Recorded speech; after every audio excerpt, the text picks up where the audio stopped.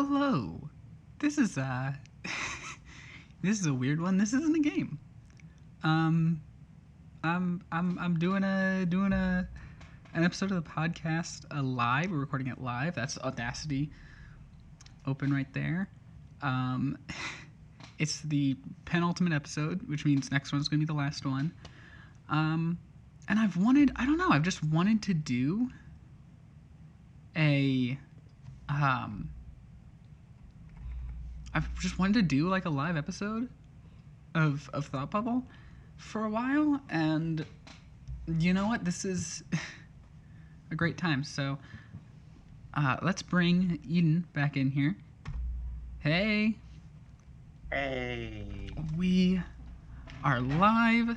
You're still working on the outline, or are you done with that? I'm done with that. Perfect. Oh, actually, I nearly forgot something. I did watch an episode of Marvel 616. Oh yeah. Which it was episode did you watch? Just the first one. Just the first one? Yeah. That's a good one. I like that one a lot. So yeah, this will be an interesting stream. I don't really know how I'm going to incorporate audience interaction. If it's something relevant, if someone brings up a topic, I'll try to address it. But if someone just comes in and says hi, I'm probably not going to stop the flow of the stream to say hi back. Because we are, also making a podcast here that needs to be able to be experienced outside of the stream. So this will be interesting. This will be a fun one. I'm excited, and I got my best friend Eden here, co-host. Yay! Happy to be working with them on this show. Happy feelings, vibes of positivity. Yes. Yay! And we've got a lot of things to talk about, so we should just start recording, shouldn't we? Yeah, I've already started. Oh, you've already started? I have just hit record myself, but it would appear that way. One moment. I had it looping the audio that my computer was making instead of picking up my microphone. So let me... Testing. There we go. That is what it should be. I am now recording. So... Dabba dabba dang. Let's get started. Hello, everybody. Thank you for listening to the penultimate episode of Thought Bubble, a comic book podcast. This episode is very special because we are recording it live on my Twitch, twitch.tv/crystal__rivers. That's 2 underscores. I've always wanted, well, always isn't the right word, but for a long time, I've wanted to do a live episode of the show. And we'll see how it works. This may be weird, but it may just end up being a normal episode. We'll see what happens, won't we? Indeed. Indeed. So, as always, I am your co-host, Crystal.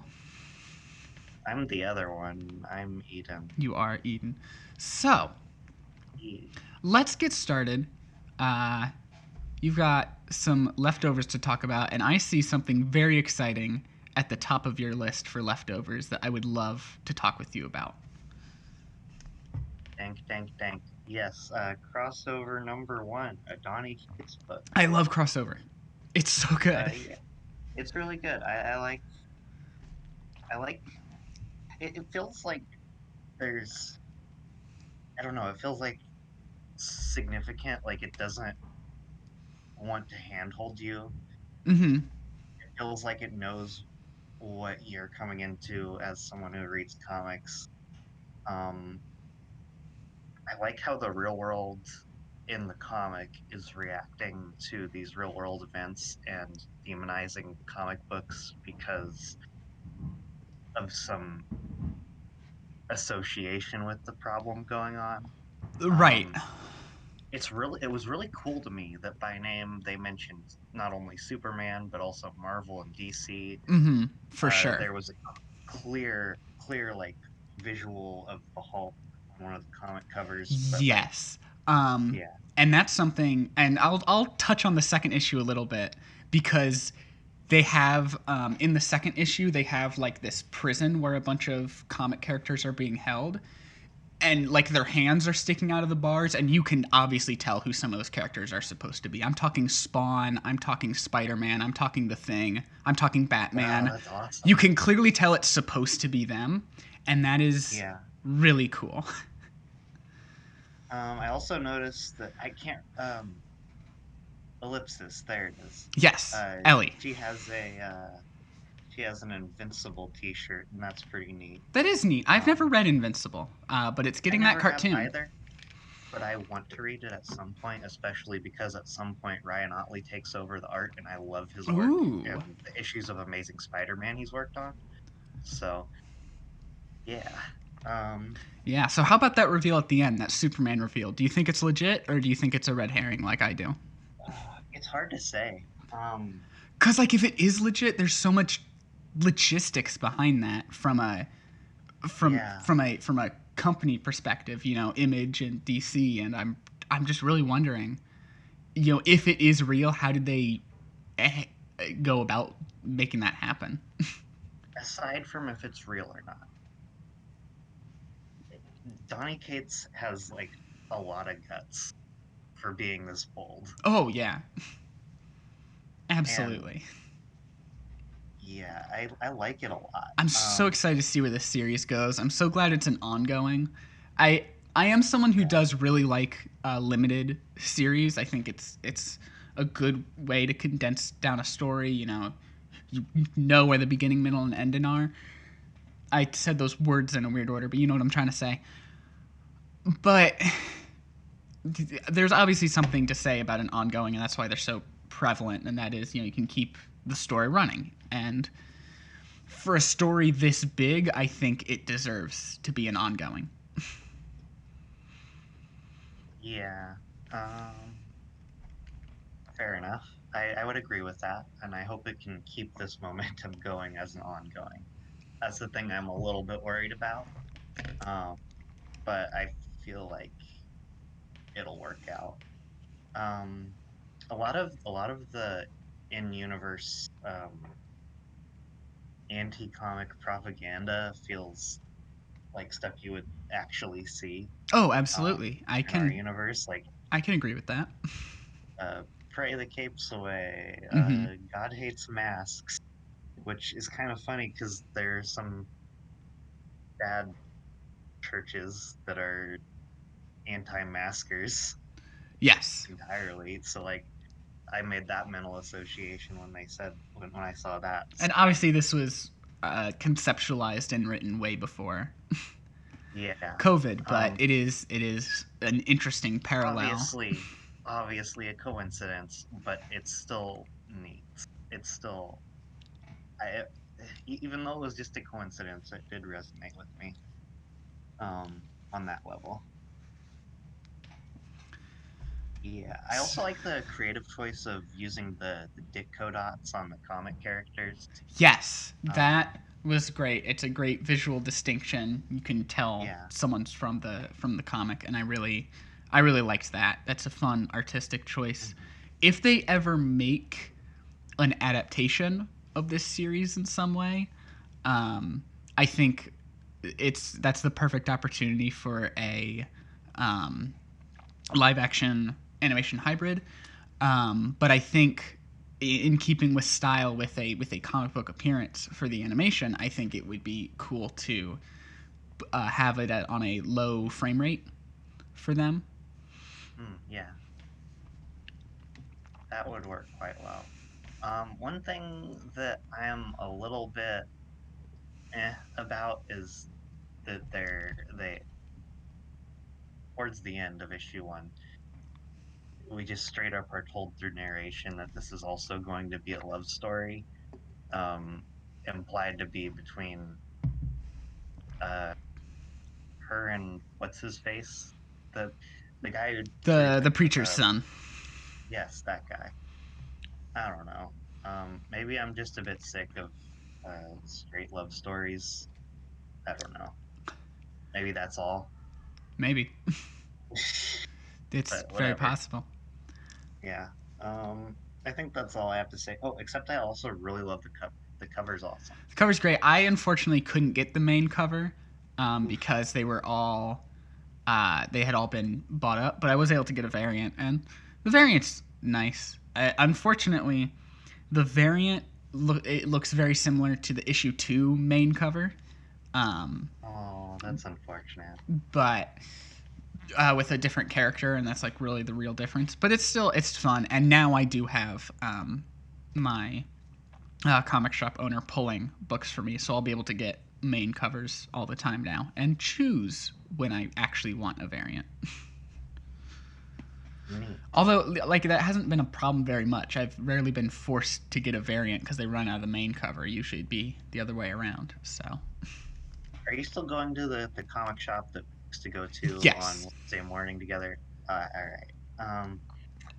So I remember one time the when I was following Batman briefly, the person that runs the shop that they'd sold all the Batman regular issues that day, but he saved one that was a variant for me.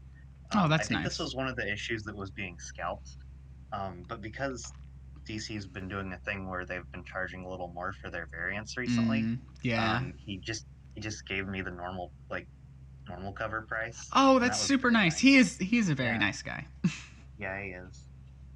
I have often on Wednesday just stood there for a few hours just talking with him and some of the other customers, and it's nice. Yeah, It's a great environment. Support your local comic shops, people. I wish I had one. Uh, I think that's all I had to say about crossover. But good stuff. So Detective Comics number 1031. So I kind of liked this at first, but then I noticed a hopefully coincidental real world parallel that I don't think was thought through very well. But I'll get there in a moment. Um, so I guess Damian Wayne is missing or whatever. The Bat family's kind of looking for him, but that's kind of on the that's not the main focus here. Um, City has this Gotham City has this new character named the Mirror who just has like a reflective mask, and he's doing this whole push to like have protests against the vigilantism in Gotham City, Okay, both good, both good and bad. if I may interrupt for a second, I am Batman doesn't need any more new villains. I'm so tired of them pushing new Batman villains all the time. Yeah, I Give am too. some to some more DC characters. Batman has plenty, and honestly, like the Silver Age villains are way more interesting. And yeah, a lot of them are very ridiculous, but they've been able to make them be taken more seriously through introducing some more serious backstories behind them, and Yeah. it adds depth to their personality. Like hell, I think even Condiment King got like a serious backstory, and it's like it's doable, but I like I haven't been interested in new Batman comics, partially just because Batman in the comics I think is a little overplayed and isn't my favorite character to see, but also just because Yeah, none of the new villains look interesting to me at all. fair enough. I keep trying to get into Batman. I don't know why. Like, I don't really like Batman. And at the same time, though, I He's love kind of a spoiled rich boy. I And love Batman Superman. You know, so it's yeah, like clearly something's being done right there with the dynamic between Bruce and Clark that I really like. And I do remember early on in this podcast, I said a similar thing about Superman that I was kind of bored of him, but I've been thinking about it more recently, and I think it's really just like I didn't like Man of Steel and that painted a bad image of Superman for me in general. That's entirely fair. Um, Um, because as I've gotten more and more Superman stories through Batman Superman, but especially Superman Smashes the Klan, Superman has definitely seemed like a more interesting character to me. hmm, fair enough. Superman smashes the Klan's really good. It's so good. Yeah. Um. Anyway, Anyhow, let's get back to so talking about a less than stellar Batman comic, it sounds like. yeah. So there's protests going on against the vigilantism in Gotham City. Both the heroes and villains are being protested against because they're all just abusing. Even the good, even the heroes are like kind of feel like they're abusing power and just sort of policing the city. And it felt to me like, well, clearly they were painting this in a bad light because they want to paint Batman himself in a good light. um so it felt to me like they, if you took this one logical step further, that this same argument that they're trying to demonize could be, I don't know, like if people are protesting the police, oh, there's this Batman comic says that's bad. It just feels like, Mm. I I don't think I know. see It what you're feels, saying. yeah. Again, I don't know if it was intentional, but it feels wrong. Mm-hmm. um, but yeah, screw Batman. He spoiled Rich Boy. Next up, Kaiju score number 1. I mean, you say that, but also one of your favorite characters is Iron Man. So Yeah, but he's also spoiled Rich Boy. he But is, like he is, and that is a Marvel negative doesn't flaw of ignore him. that. And that is a negative Marvel, flaw of him, but it's just funny because it can be seen as hypocritical. yeah, but the thing is, I feel like DC kind of ignores that that's a flaw for Batman and treats it as a good thing, where Marvel kind of actually treats it like a flaw for Iron Hmm. Man. I can see that. I have also seen it more as Bruce Wayne is sort of what a rich person should be, and no real rich person is actually like Bruce Wayne because wealth corrupts and yada yada etc. But Bruce Yeah. Wayne is the exception to that rule and is a genuinely good person, especially. And I haven't really seen the animated series, but from what I've come to understand of it, especially the animated series drives that home hard, where he cares about the villains that he fights. He understands that they are people that have just Oh yeah, had bad luck in Batman the life and need animated help. series. Yeah, Batman the animated series is good. Um, I'll give them that. so I really need to watch it. You should. I think I have the first season on like a DVD box set somewhere. Well, I might have I to don't borrow know. that from you.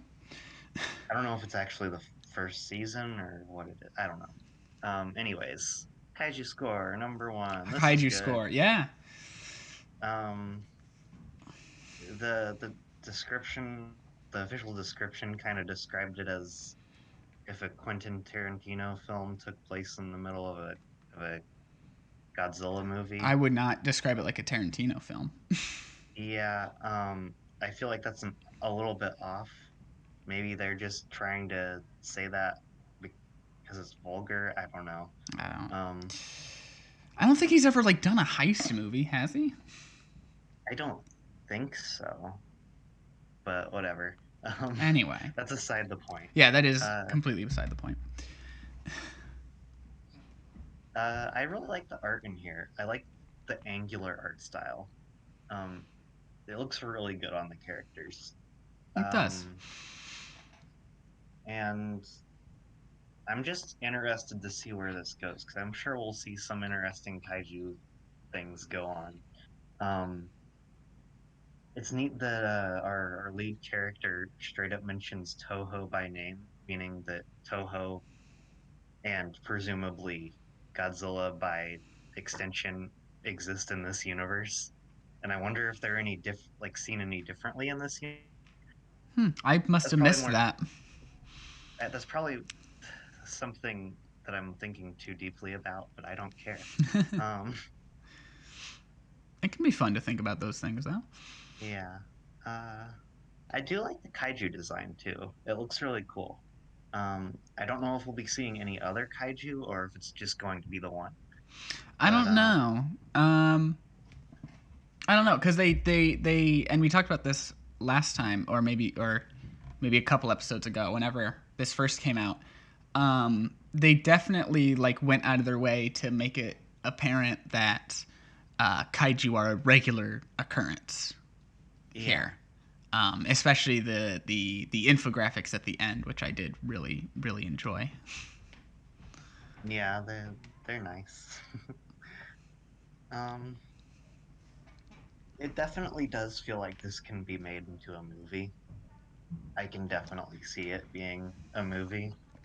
Well, Which good for you because it will be.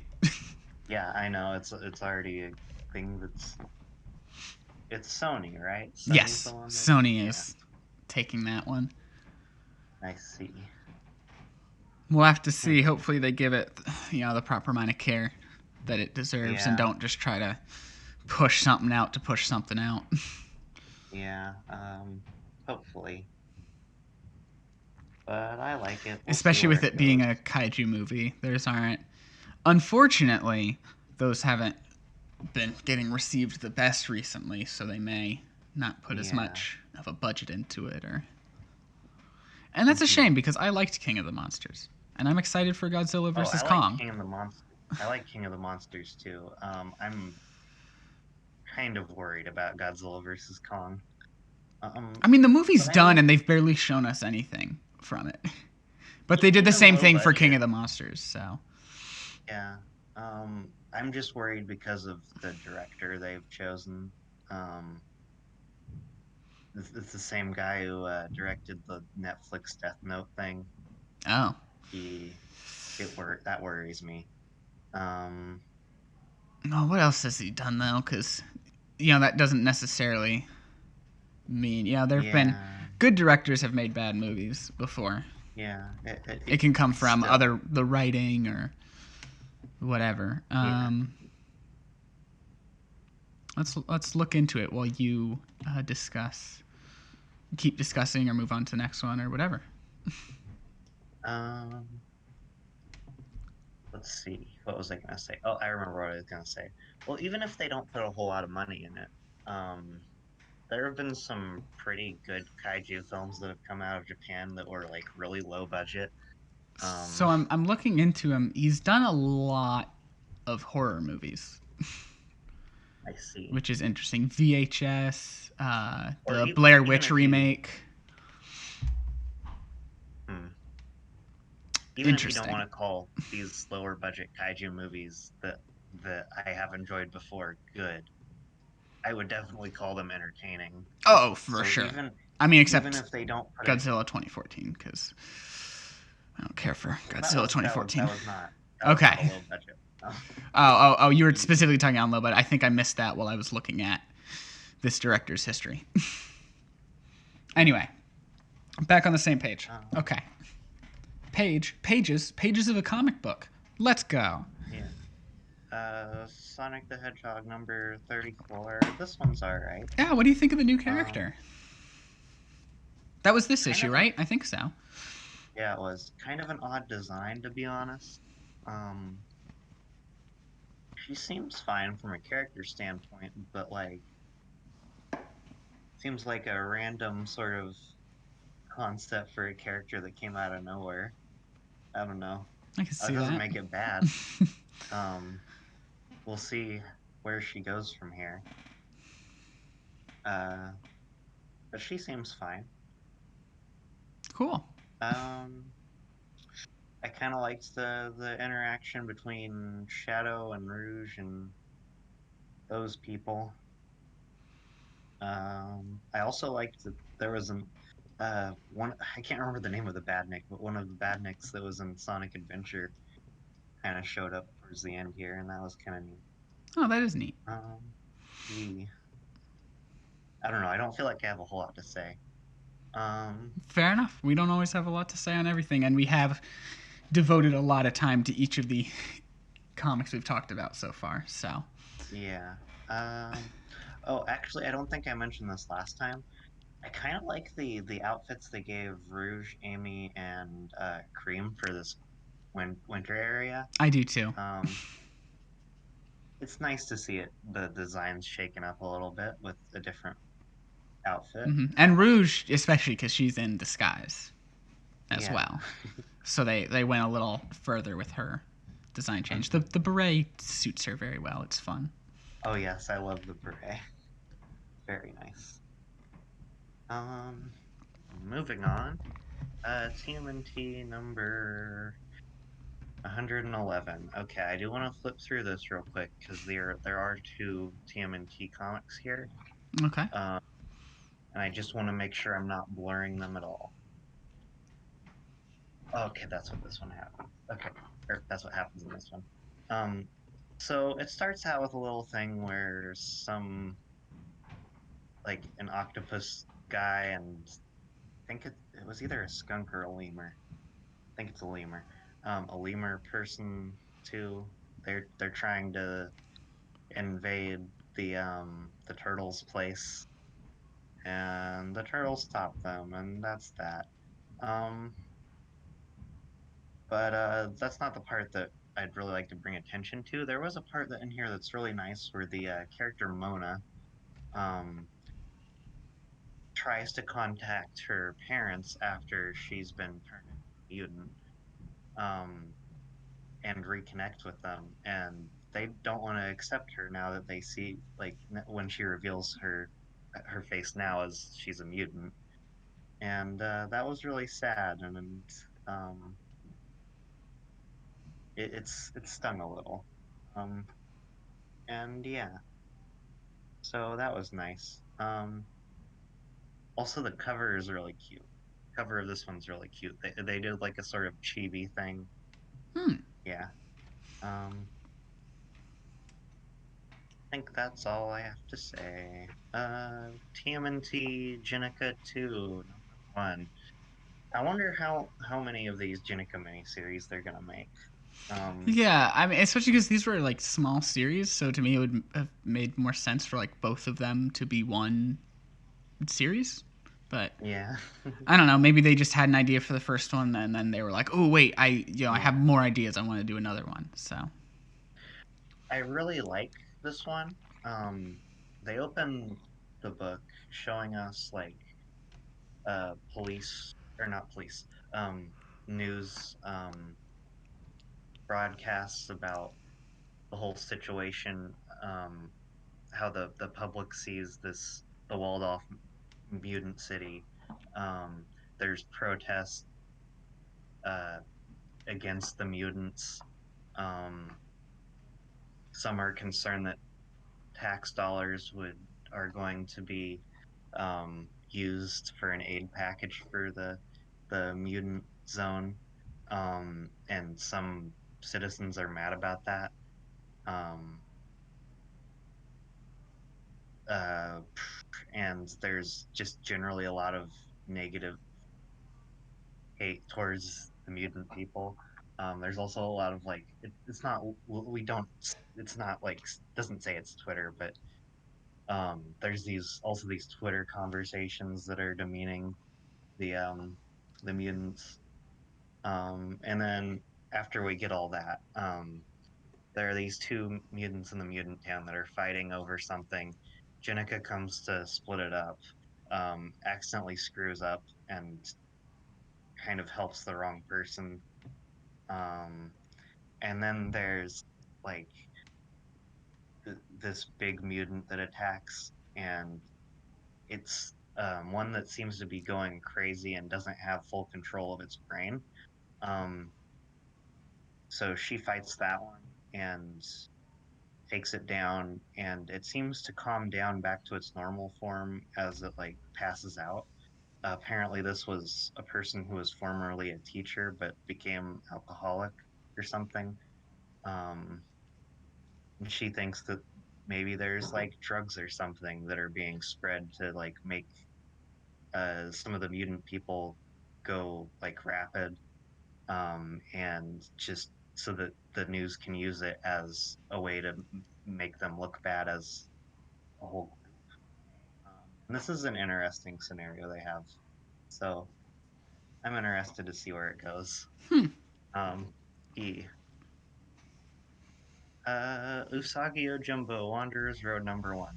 So I actually bought this without putting any research into this, just thinking this was going to be the new volume of Usagi Jumbo as a point to jump onto. I was kind of wrong with that. This is actually like um this is a previously released thing that had when they were originally released, they were in black and white, but they added color to this. Okay. So it's like one of the older stories, but colorized. So like Walking Dead Um, Deluxe, kinda. yeah, kind of like that. Yeah. Um, and it was cute. Usagi Yojimbo. Well, okay. There's like a little lizard thing. Kind of looks like a tiny little mini dog-sized dinosaur sort of thing that is in this little village trying to get food from various people in the village. There's a pig that has like a restaurant and basically chases the lizard thing off. Um, and like the lizard is scared and goes up into this tower that's in the center of the town. And Usagi Jumbo that is passing through this town while he's wandering, and sees the town as a whole kind of just tormenting this lizard. So he comes and tries to climb up this tower to help get the lizard down and to some place where the lizard won't be harassed.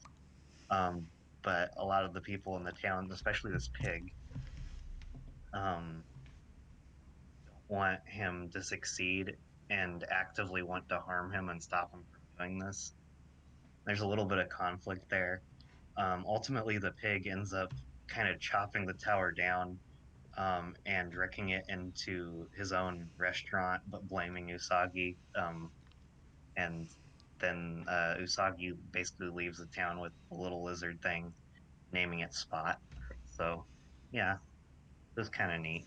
Um, I'll probably try to jump into the current series whenever there's a good point to, because that's I've been wanting to for a while now. Um, All but right. this Yeah, is you were an talking about okay that earlier today. introduction. You wanted to Yeah. get into this series, and it's getting that animated Uh adaptation huh. coming up on Netflix, I think. Yeah. I um. feel like I should remember because like Yeah. we That's definitely on talked about Netflix. it Yeah. on the podcast when it was announced, but there are a lot of news comes through and can't always remember all of it. I mean, it kind of started getting the Usagi Jumbo started getting popular in the same indie comics boom that kind of got TMNT popular. So it's a little surprising that it hasn't had a proper adaptation Hmm. yet, um, like TMNT has. I know that Usagi Jumbo has appeared in some TMNT media through like little crossover episodes Oh, really? That's neat. before, but yeah. Um, but the series hasn't had its own adaptation properly, so I'm looking forward to the animated series when it does come. Well, Um, that's pretty neat. yeah. Let's move on into some newer comics, starting with ones from December 22nd. And we're going to kick it off with the big new event, King in Black. First off, though, I want to talk about Null's design a little bit because I learned some interesting stuff about his design.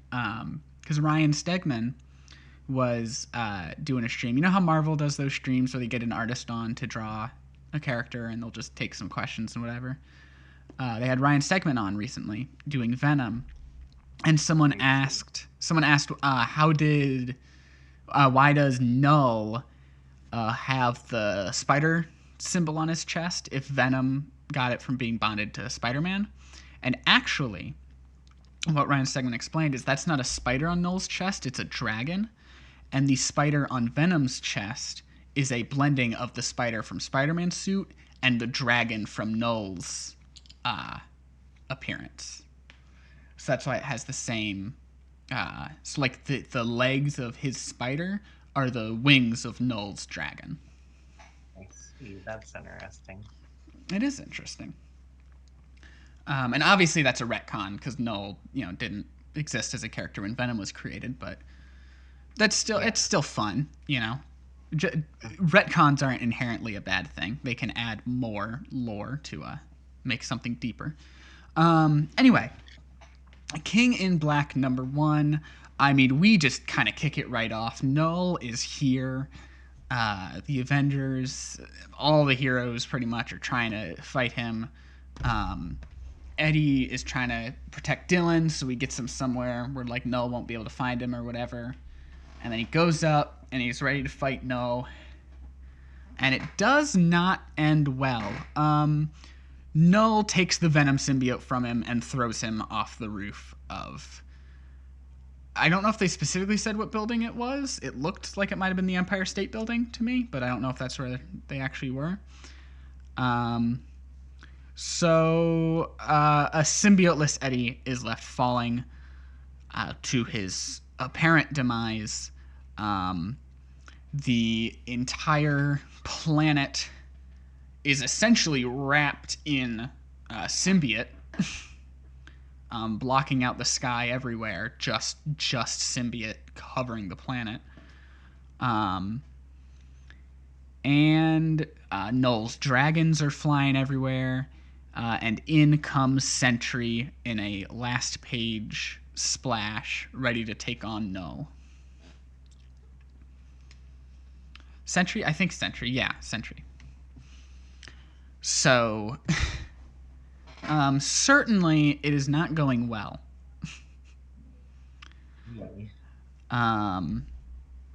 Now, this was actually interesting to me because we do know there's a spin-off of King in Black called Planet of the Symbiotes. And I assumed they'd be talking about Null's home planet. But with the entire Earth covered in symbiote, they're probably talking about Earth is the planet of the symbiotes now.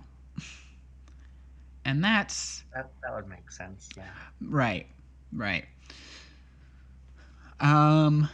So, yeah. So let's move on to a couple of the spin-offs that came out the same week. These both have to take place before because they don't have the sky blocked out in them.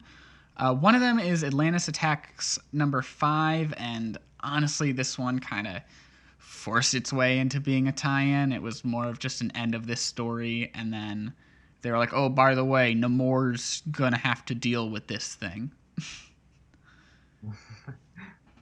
and they were very vague on what the thing is. They were just like, well, now Namor has to move on to his next adventure, and you might need to help whoever they were talking to. I didn't connect with this story at all because I didn't read any of the other issues, so I was really just confused. Our lead was a Hulk. I want to say it was Amadeus Cho, but I'm not confident on that.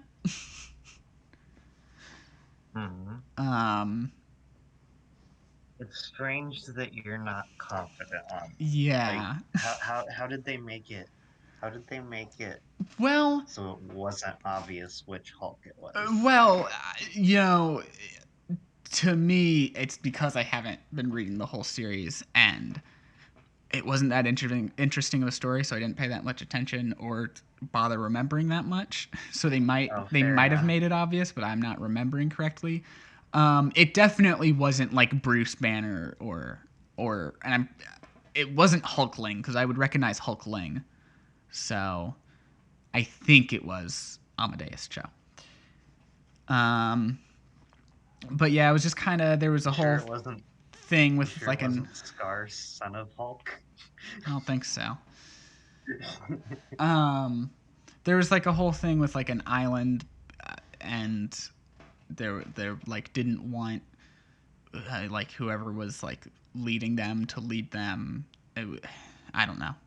I should stop trying to explain it because I'm not really remembering it. Let's move on to the Union, number 1. A bit more connected, where you see the rise of a new team of English superheroes, one representing each of the what do they call them? Do they call them colonies? What do they call the areas? You got Provinces? each of the kingdoms of the United Kingdoms. I don't think they're actually called kingdoms, but like you have Great Britain, you have someone from Northern Ireland. That's what you mean. Okay. Yes. Yeah. One from Great Britain, one from Northern Ireland, etc. And they're all like they're getting ready for their big debut. And then so it's like most of the issue is spent like introducing them and their team dynamic, and then at the end one of Null's dragons comes in, and they fight and kill it, and I think one of the heroes gets killed in the process, but I don't really remember who. So that's probably not a great sign if I can't remember who died.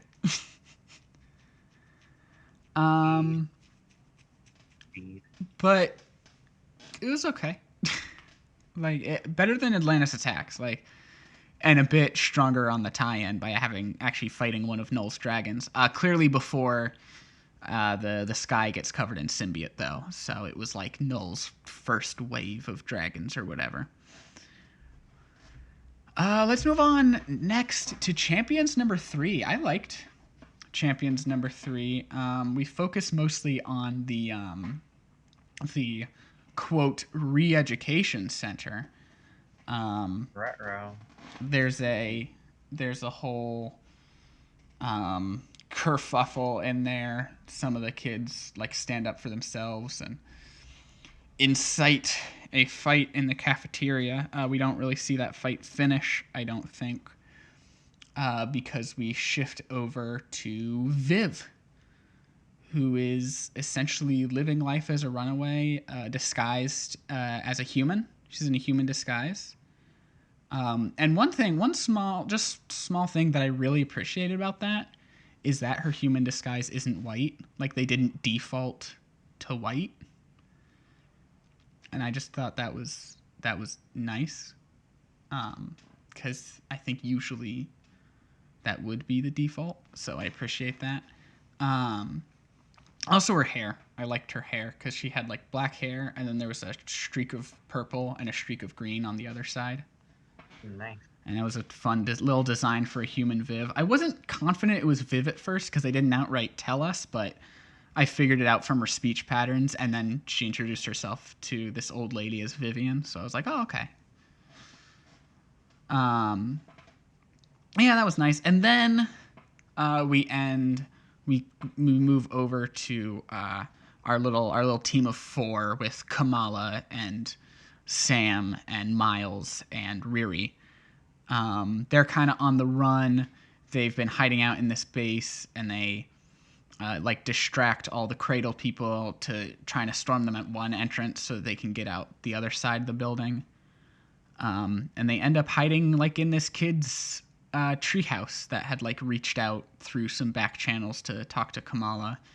And this is when Kamala starts to question herself because she's like, I could do this from a hospital bed, but now I'm actually on the run, and it's hard to deal with. And then Cradle shows up there, and they're debating, whether or not they should fight them or whether they should run. And they can't decide because the only thing they have agreed on is that whatever they do, they have to do it together. So they're not, they refuse to split up like that and have some of them fight and some of them leave. And this is when Cyclops comes in. He pops in and he says, representing the nation of Krakoa, I offer these kids asylum. They are refugees in their own home. And we as mutants will not stand for that. And then they had some nice little text introducing him that said, Cyclops, Scott Summers, current X-Man, always a champion. And I really liked that. I like that. Yeah. That's nice. It was really nice. Just the always a champion like really got me. And I was wondering well, like what that was all about because I'd seen the cover of the next issue and it had young Cyclops on it. I'm like, is young Cyclops coming back? But they might just be doing that for the cover to represent adult Cyclops, Yeah. which I really like. I want to see like I'm pretty sure they've done it before, but I haven't read it. But have like adult Cyclops with the current champions and just like Oh, they have at least in the last run of Champions, there was a little exchange between Cyclops and Kamala, um, and it was pretty sweet. but I have to I can say show it to you later if you'd like. between this and Gwenpool and even King in Black, what little bit has come and what I know is coming, the X-Men in the comics are starting to grow on me. They seemed very unapproachable at first, but strangely enough, I think the concept of Krakoa and having them like all live in this country has made them a bit more approachable because it kind of brings all of their stories to one place, sort of. Um, and it allows them to come into other stories more easily, like here where Cyclops is wants to grant the champions asylum in Krakoa. So anyway, I really liked that. That was a very fun moment, and I again the always a champion was a really good thing that I liked. Moving on next, Civil War Marvel's Snapshots #1. This was a little one shot by Saladin Ahmed. And I really liked it. We've kind of touched on it a little bit before, but like Civil War isn't the best story. It has I think there's a good foundation in there. And I think I like Ultimate Alliance 2 as a game. I think that's where I was first introduced to the Civil War story. As an MCU fan, I like how the movie handled it, but the movie is definitely very different from the comic with having less characters. And I know you personally were not as big of a fan of it. Yeah. But I will say it works as a great framing device for this one shot, which focuses on a few completely new characters, primarily this kid, the Helper, who has like minor elemental abilities. Literally, he's just I think he's from Toledo, Ohio, and he just like helps his neighbors. He like wears a little mask, like a bandana mask, really, and he goes around helping people with small problems. And then our other main character is this shield agent, who he's this family man. His work keeps him away from his kid, but he used to be very committed to his work, and now he's not so sure anymore with Civil War. It was when he had to go up against Captain America. He was like, I don't like this. Doesn't seem right. Why am I up against Captain America?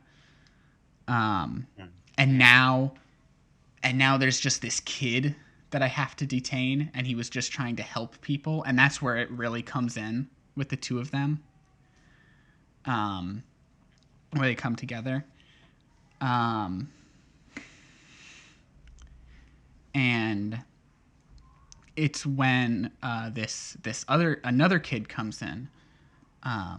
She can fly, and she wasn't even being a vigilante. She was just flying around for fun because she could, and she gets like brought in and detained, and that's the last straw for the shield agent, because he's like, well, really, it starts to become the last straw. It's when the kid tries to use his powers to like short out the power dampeners, and he's like, kid, you're gonna like kill yourself doing that.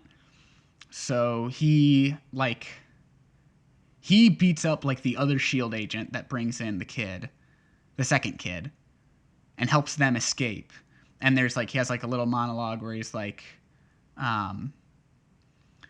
where he's like, they're probably gonna get caught again. I probably didn't really buy them that much time, but it was the right thing to do. I'm probably gonna go to jail. It's probably gonna be even longer until I see my son again. And then like in the last like page, he like calls his son. He's like, I just want him to know I did the right thing. And it was a very good like self-contained story. And also I completely skipped over this.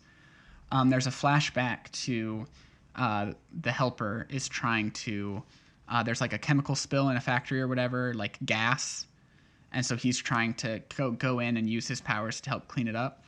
And Cap comes in, Captain America comes in, and he's like, oh well, I was gonna take care of this, but I forgot that this city already has a hero. You're called the Helper, right? And the kid's all like, Captain America, what are you doing here? And Cap's like, well, it was the right thing to do. These people needed help. And the kid's like, yeah, but you're like on the run and whatever. So it was good. A very good characterization of Captain America. Saladin Ahmed writes a good Captain America. Because like we've seen him in Miles and now in this, he understands Captain America pretty well. Indeed. If he wrote a Captain America ongoing, it might actually get me interested in a Cap ongoing. It's fair. Yeah, I can see that. So we'll have to see what happens. Anyway, I highly recommend it. It's a great one shot. You don't really need to know too much about what's going on in Civil War to get it. Anything that you really do need is explained well in the issue, and anything that's not explained in the issue is pretty common knowledge about Civil War, just the basic framing about the Superhuman Registration Act existing and all that. But even then, they get mostly what you need in there.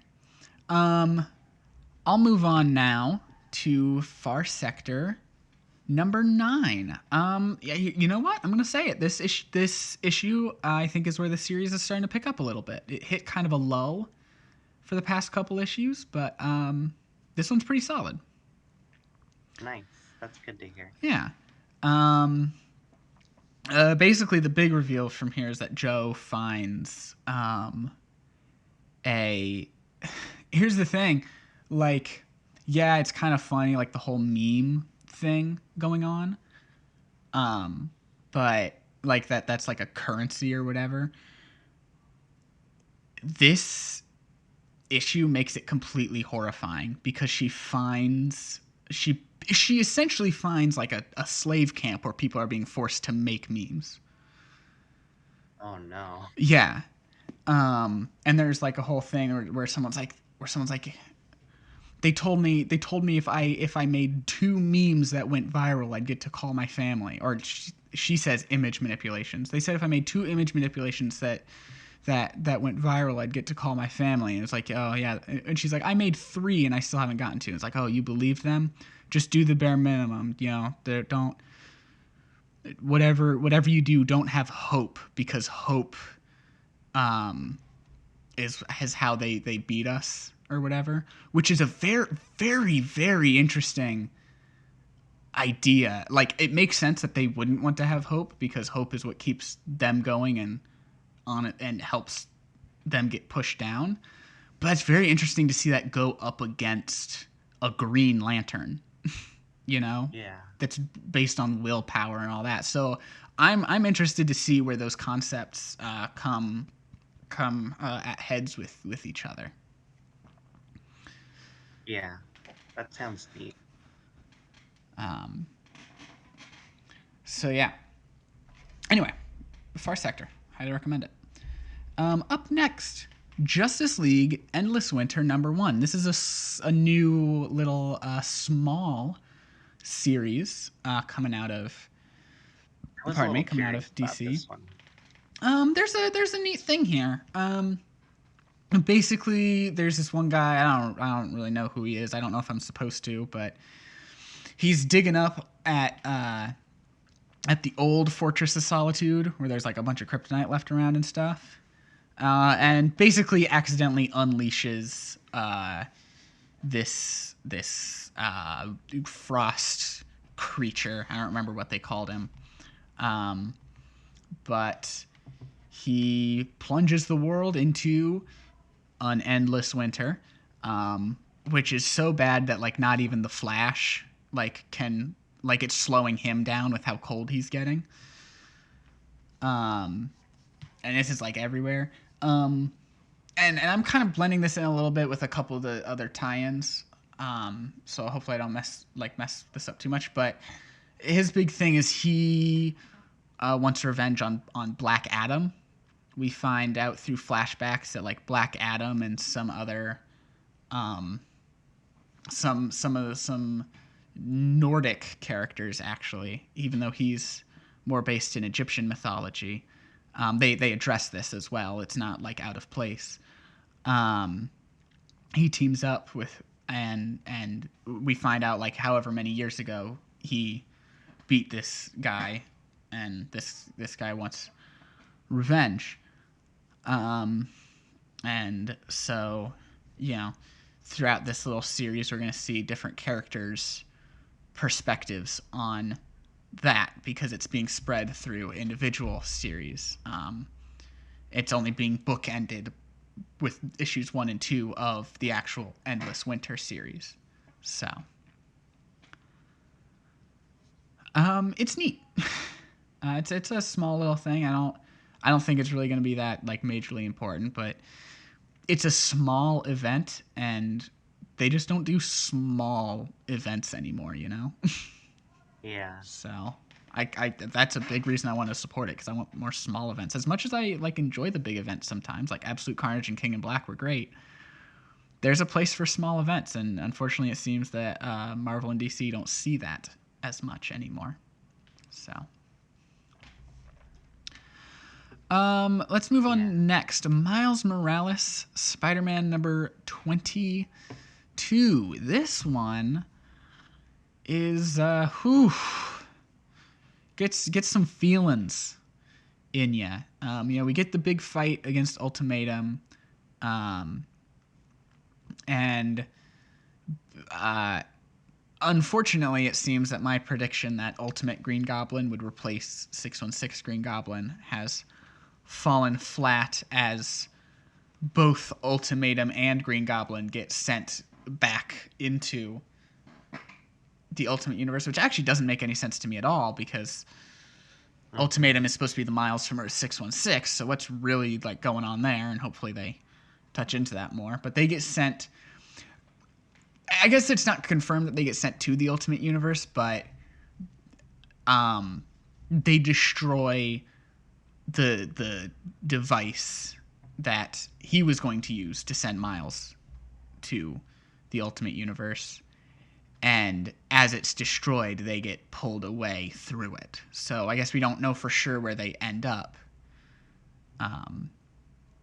But also as a result of that, the Prowler is gone as well. Aaron Davis is gone, and we're not really sure if he's dead or if he's just wound up somewhere else.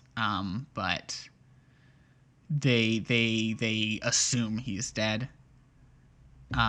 and grieve as if he is dead, even though Miles is like still holding on to a bit of hope that he might not be. He's still grieving as if he is dead.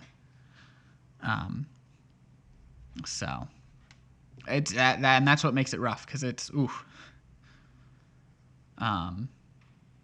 there's a good moment with Cap where they kind of touch on the concept of toxic positivity. I don't know how familiar you are with that concept. But basically, like, Cap is trying to be like, we won, this is great. And, like, Miles is like, my uncle is gone, And Cap's like, and Cap has to, like, reflect for a moment. He's like, you're right. This isn't really a time for celebration. I'm sorry. That was inappropriate of me.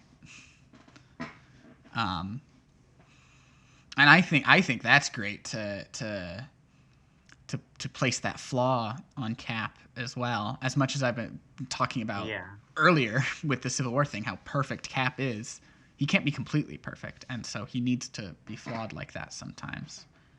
Mm-hmm. And I think to especially focus on that when Cap isn't even the focus is good. Yeah. I feel like it kind of makes sense for that to be a flaw that he has too.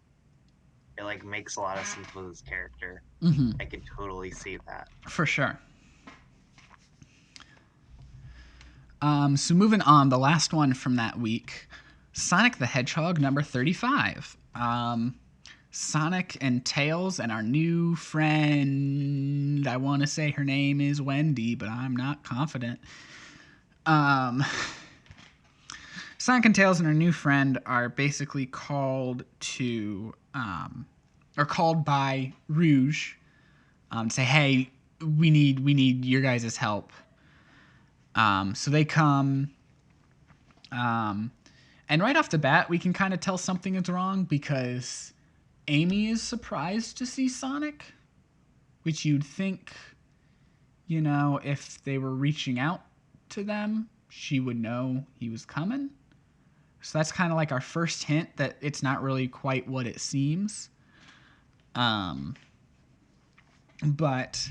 nevertheless, it turns out our new Robo puppet friend is equipped with several different kinds of tools built into her body, which makes her perfect for picking the lock on the cage that all those Chow were trapped in. So they go off to do that while we cut to Tails, who had gone off to go find Rouge. Well, he kind of wakes up from being unconscious on a roller coaster, and they did a little reference where he says his head is spinning. Whoa, my head's spinning. But he wakes up, he's tied up on this roller coaster, and finds Rouge next to him. He begins to question her on it, and she's like, "Oh, yeah, I didn't call you. I was hypnotized." And Sonic is like, "Hey, I need to go help my friends. I see that they're in trouble on this roller coaster." And that is when we get the reveal that Dr. Starline is back, up to no good. Oh. He's up to something, coming out of Bad Guys, which isn't done yet. So, not really. So, unfortunately, it kind of does confirm that he's going to get out okay in the final issue of Bad Guys. But I mean, Yeah. that was a pretty safe bet, but we couldn't be confident in that. Also, Shadow is there, and there's a bit where like he catches Sonic, like Sonic falls off the roller coaster, and Shadow catches him, and it looks a little gay. Which is wonderful. I loved it. What was it exactly that he says? He catches he he catches Sonic, and he says, "You couldn't dodge that. You really are an embarrassment." And Sonic says, "Oh, hi, Shadow. Nice to see you too." While he's like literally in Shadow's arms. So I liked that moment. But yeah, this Sonic series is good. Oh, also, and then Dr. Starline basically causes an avalanche that's gonna destroy the cabin and leaves Sonic with a choice. Either he saves his friends or he saves the innocents that are like over in the lodge or whatever. And that's where the issue ends. On that cliffhanger.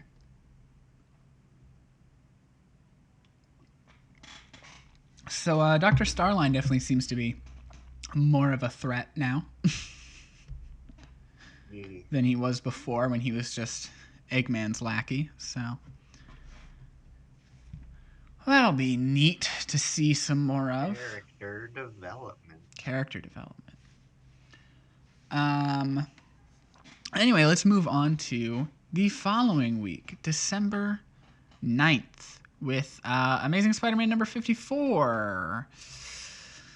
You'll have to excuse me for a moment as I try to remember what happens in this issue.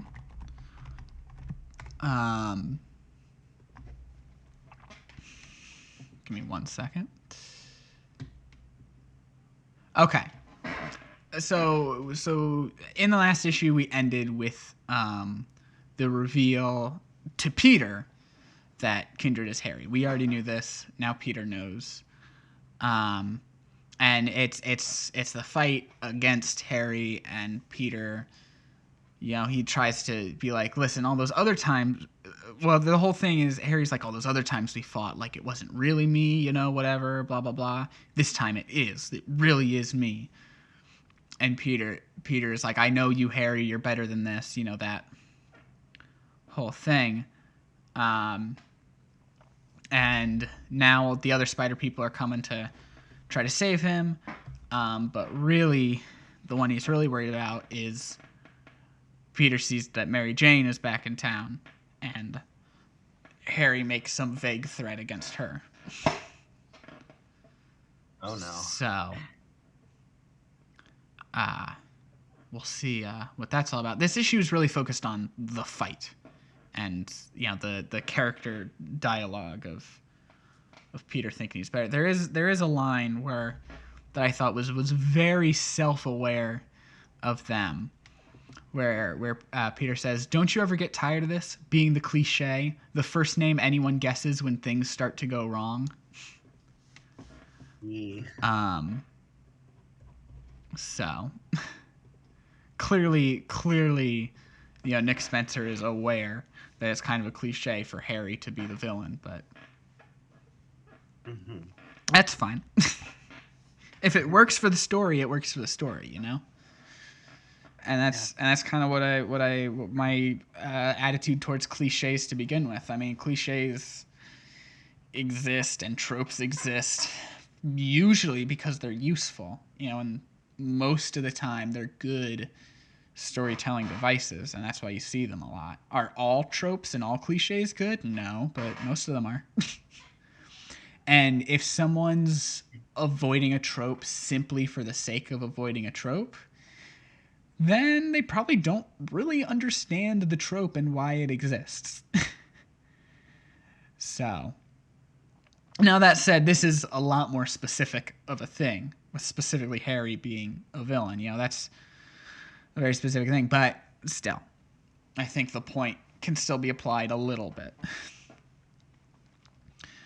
I'm going to move on next to crossover number 2. I touched on this a little bit when you were talking about the first one, but essentially it's Ellie and Otto. They've like escaped to a cabin with the girl Ava, I think was her name. Sounds right, yeah. And they are they're sitting and they're observing. They look out at the domed city. And Ellie is like, "We need to get in there." And I was like, "What? Are you crazy? We're not going in there." And she's like, "We said we'd get like the kid back to her parents." And then Ava comes out and informs them that her parents aren't actually in the domed city. They're in a camp, being held in a camp that was basically made for all the comic characters that they couldn't tell if they had latent powers or not. You know, anyone that could have been a mutant or whatever that just hasn't had their powers come out yet, because they're deemed too dangerous. You know, they're like, you're still from the comic world. We don't know. You know, you may look like normal people, but and as Ellie and Otto leave Ava outside by herself to discuss something inside, we learn that Ava does have some sort of power. She could be a mutant or something. Because she explodes a rat with her mind. Oh. So, you know, things are not quite so hunky-dory. And we'll see where that takes us, won't we? Yeah. Anyway, I mentioned earlier the main focus really of this episode is is the preacher's son. Um, we find out that the preacher, he's not an actual father. He just like bought the robes and wears them, the vestments. He's not actually like associated with the church or anything. But also that the kid is part of someone's plan. He gets called into like this like secret agency type thing, the group that has been holding those superheroes in prison that I mentioned earlier, where we see characters that are clearly supposed to be Batman, Spawn, Spider-Man, The Thing, and plenty of others that like I couldn't recognize, but maybe were supposed to be recognizable that I just couldn't recognize myself. Um, but basically, he just kind of like he gets a note from some mysterious entity, um, and he doesn't really understand it, and neither does the guy that gives it to him. He's just like, yeah, you know about as much as I do now, and you have to be a part of this, or else you know too much, and we have to get rid of you. So, um, Mm. I'm interested, especially because Donny Cates has really hyped up this next issue, this third issue coming up. Um, he says that this will be a very big one.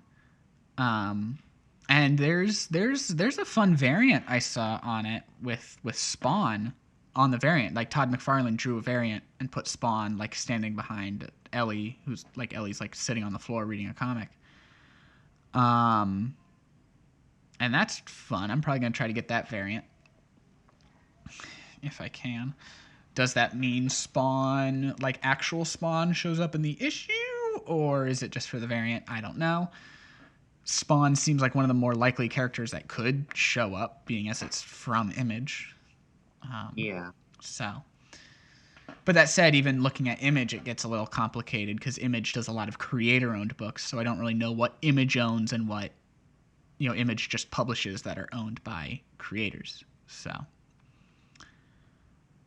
any who moving An on image. next to The Flash, number 767. That's a palindrome of a number. This is the second part of the Endless Winter event, focusing primarily on the Flash and kind of him running around trying to deal with everything. This is where we really like get him talking about how like it's too cold even for him. He essentially passes out only to be saved by Black Adam of all people, who kind of like lets him know what's going on. We get a bit more of that flashback, and the Flash like tells him like how the League is trying to stop it. But Black Adam seems like Black Adam might have some of his own ulterior motives, because as the Flash like runs away to go off to help again, he kind of like does a little "is that so" type of thing. So I don't know what's up with him. Um,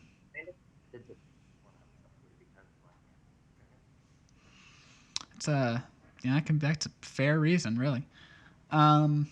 And then that is followed up on the same week with the third part of the Endless Winter event, Superman Endless Winter Special, number 1.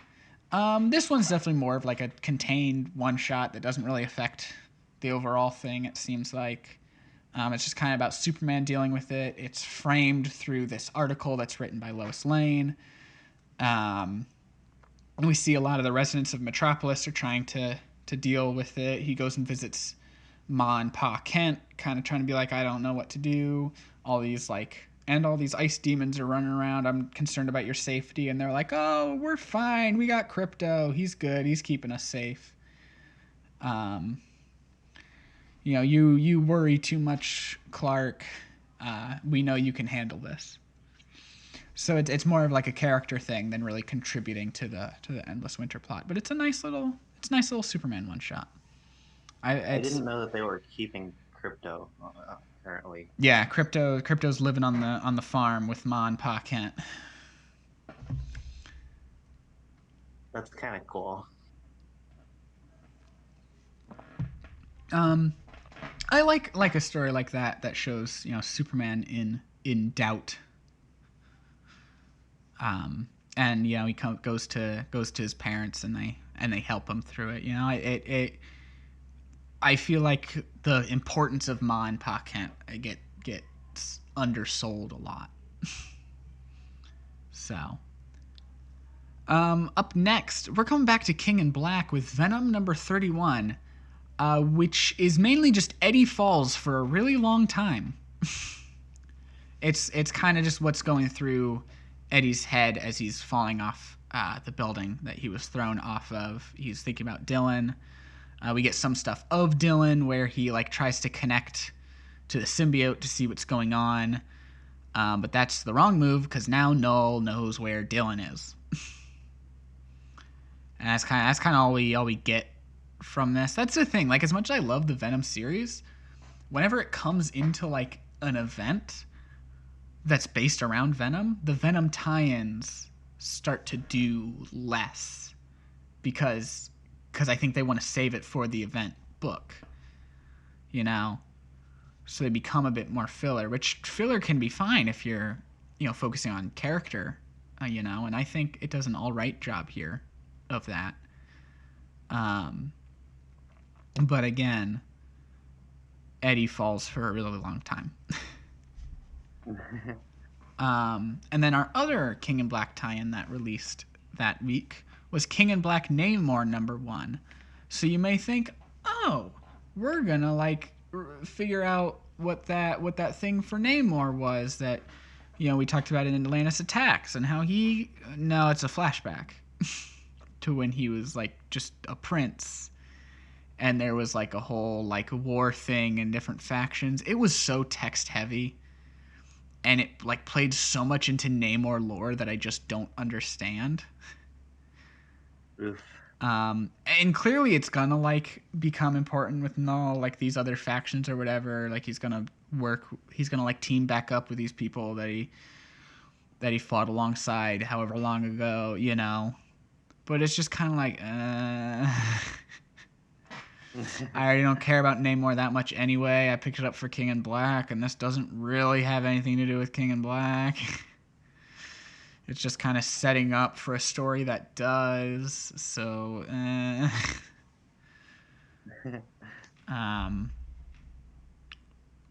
there's some fun character designs, I guess. But for the last new comic I wanted to talk about today, Star Wars number 9. This is a fun one. I didn't really care too much about the past arc, the Will of Tarkin, or whatever. But this arc is fun, or at least this issue is fun, to start this new arc where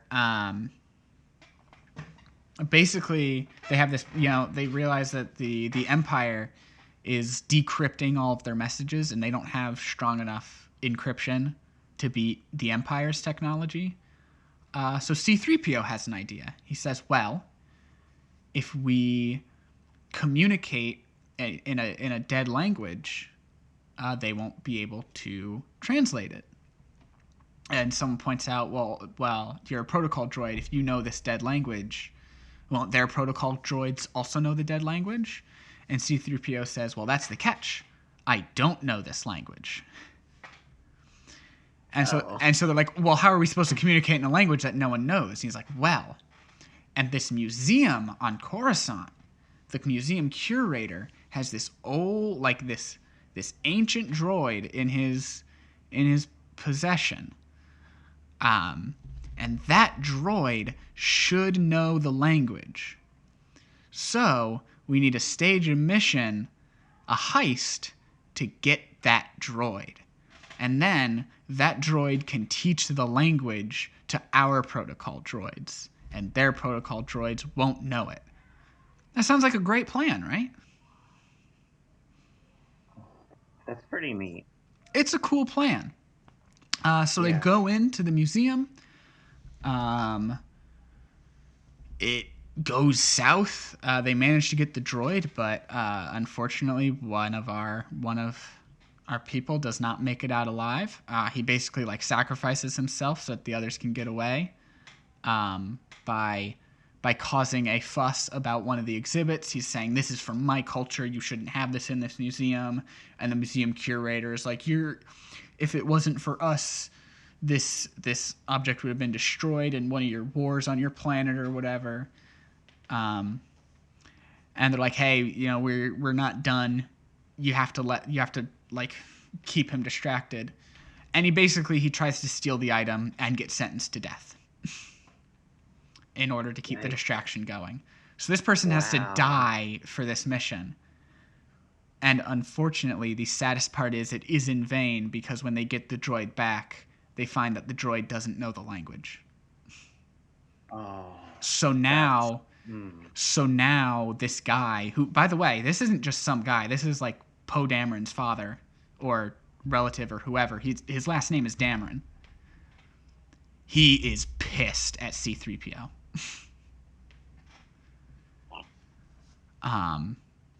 Understandably. Yeah.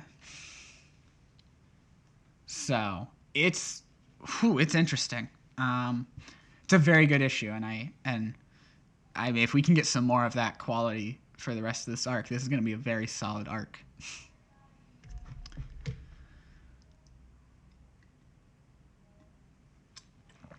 Anyway, that does it for our first segment of the podcast with our pull lists. So we're going to cut to a quick ad break, and we'll be right back with a bunch of big news. So much news. So much news. This is probably the most news-heavy episode, and that's exciting because the podcast is almost over, so it's cool to have so much big news here at the end.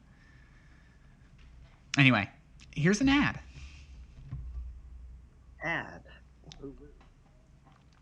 Awesome. Oh, let's take a couple minutes. Take a stretch.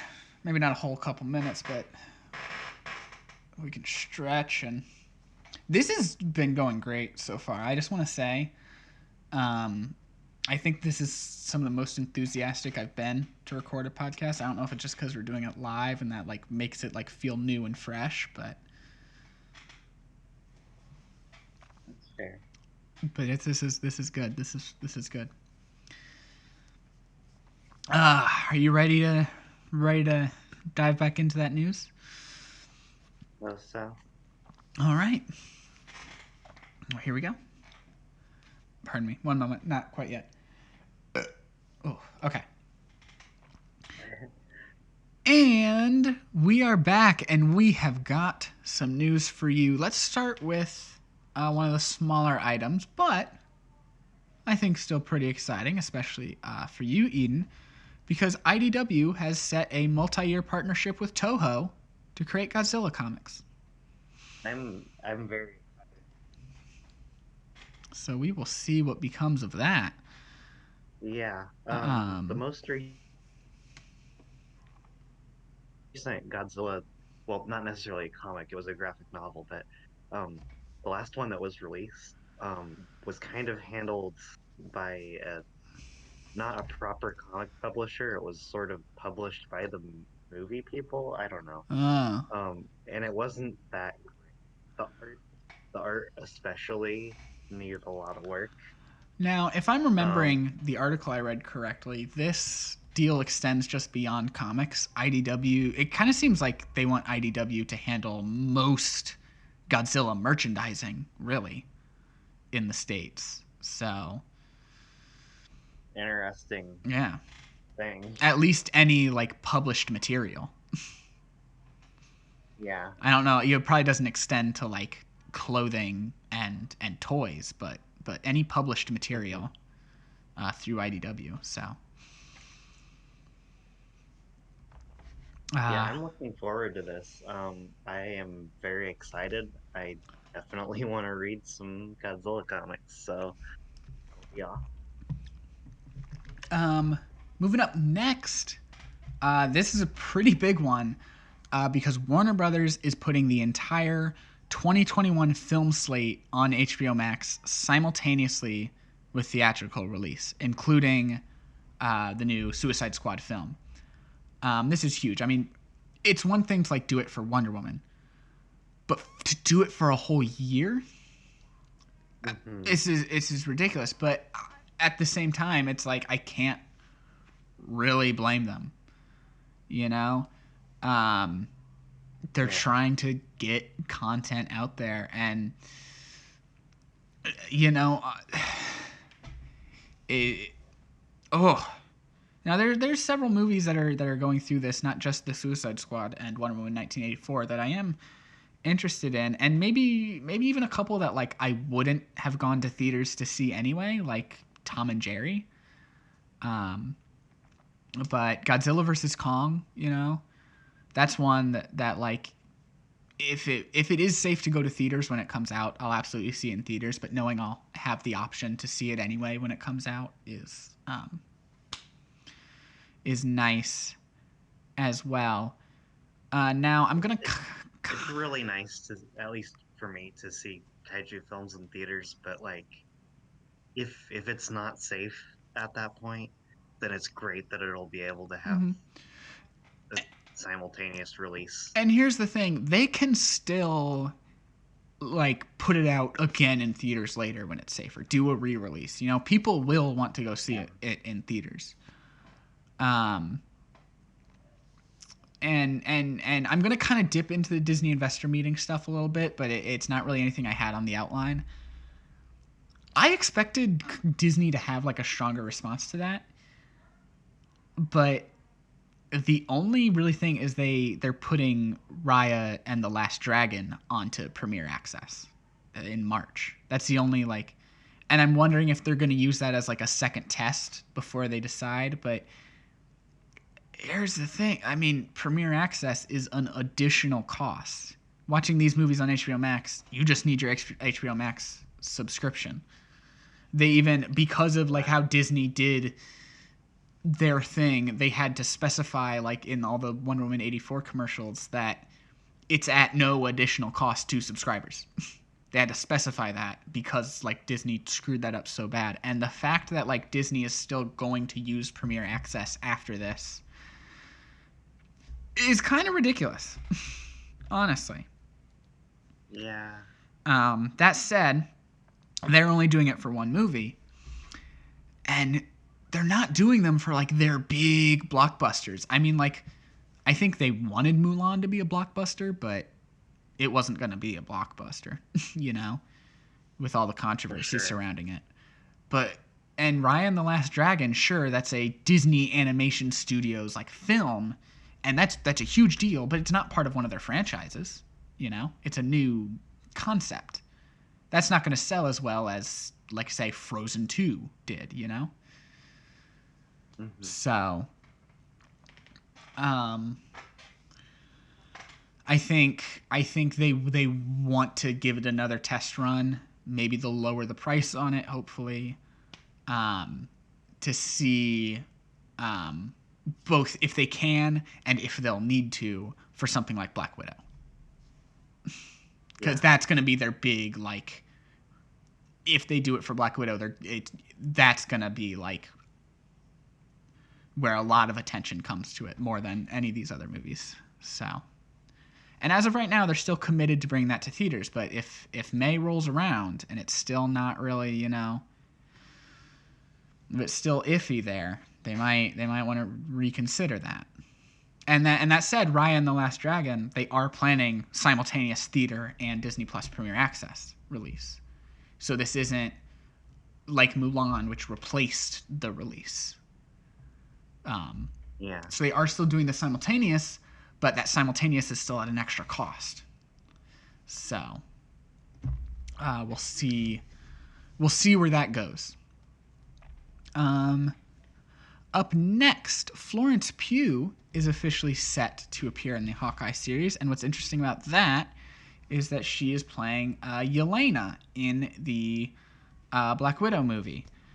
Now, I've been hearing the name Crimson Widow being thrown around for her. Is that a mantle that that Yelena has taken up in the comics, to your knowledge? Nothing's coming to mind. Well, either way, whatever they call her, she is seemingly being set up to be the next, quote, Black Widow. Whether they call her Black Widow or not, she's seemingly going to be like the next Black Widow. So, it'll be interesting to see what they do with her in the Hawkeye series, which we will get into a little bit more when we get into the investor meeting. Before that, we have a couple more pieces of news. The new CEO of Marv, which is the one of the production companies that works on the Kingsman films, has said that director Matthew Vaughn is planning, quote, something like 7 more Kingsman films. Now, I don't know if he's giving 7 as an exact number or if he's being hyperbolic a little bit. This is probably not exclusively to Kingsman movies. This probably includes like prequels like The King's Man, spin-offs like Statesman. But I'm not going to complain. The Kingsman movies are great. Have you ever seen either of the Kingsman movies, my friend? No, I haven't. Well, we may have to watch one together at some point. They're very good movies, in my opinion. Up next, here's one of the big ones. Some news on the upcoming third Spider-Man film, as Andrew Garfield, Kirsten Dunst, and Alfred Molina have all been announced to be joining the cast, with Tobey Maguire in negotiations. I mean, that settles it. Done deal. This is a Spider-Verse movie. You know? Yeah. There's no, when it was Electro, I was like, well, it could be like a Jameson situation where, I didn't want to be like confident in it. But I mean, come on, at this point. Now, as exciting as this can be, it is worrisome a little bit. There is fear that, I'm not worried about the number of characters.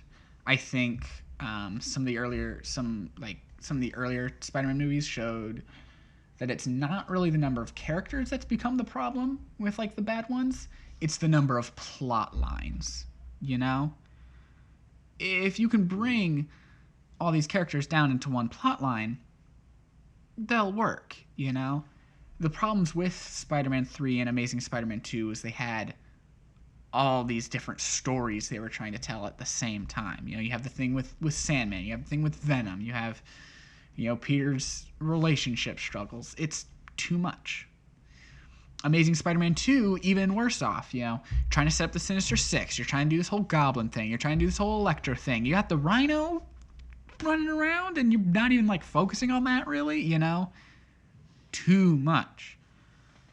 And that's my concern here, because that already creates 2 plot lines that we know are going to be happening. Peter trying to like clear his name, and now Spider-Verse.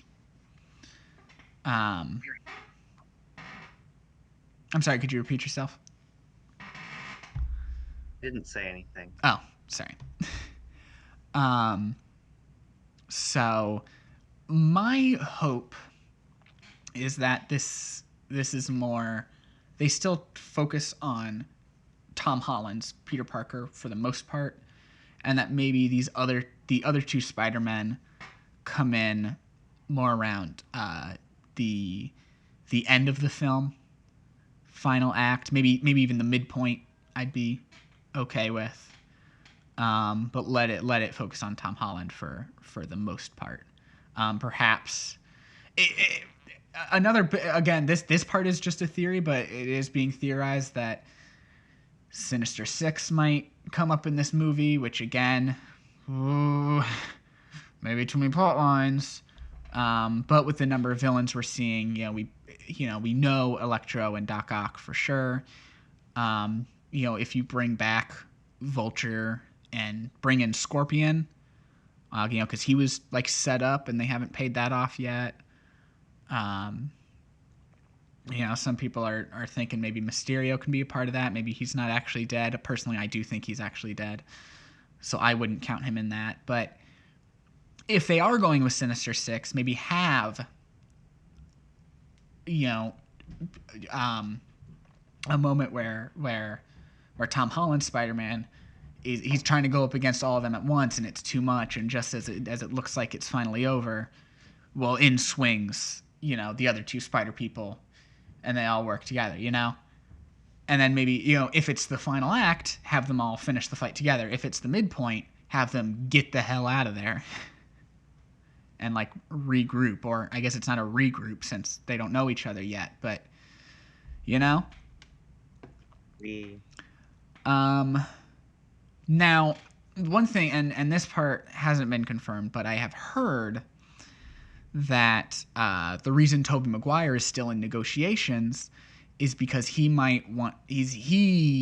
what I've heard is that he wants to spend more time of the film as Peter Parker than he does as Spider-Man. So we'll see really where that goes. I'd love, I think as exciting as it would be, to see these 3 live action Spider people that are all good in their own ways team up and work together.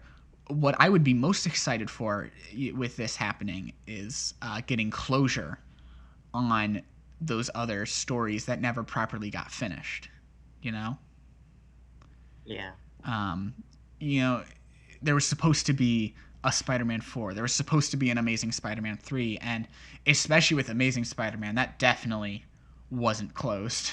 There was no closure there. I think Tobey Maguire's a little better off with his Spider-Man in terms of closure, but there could have still been more, So,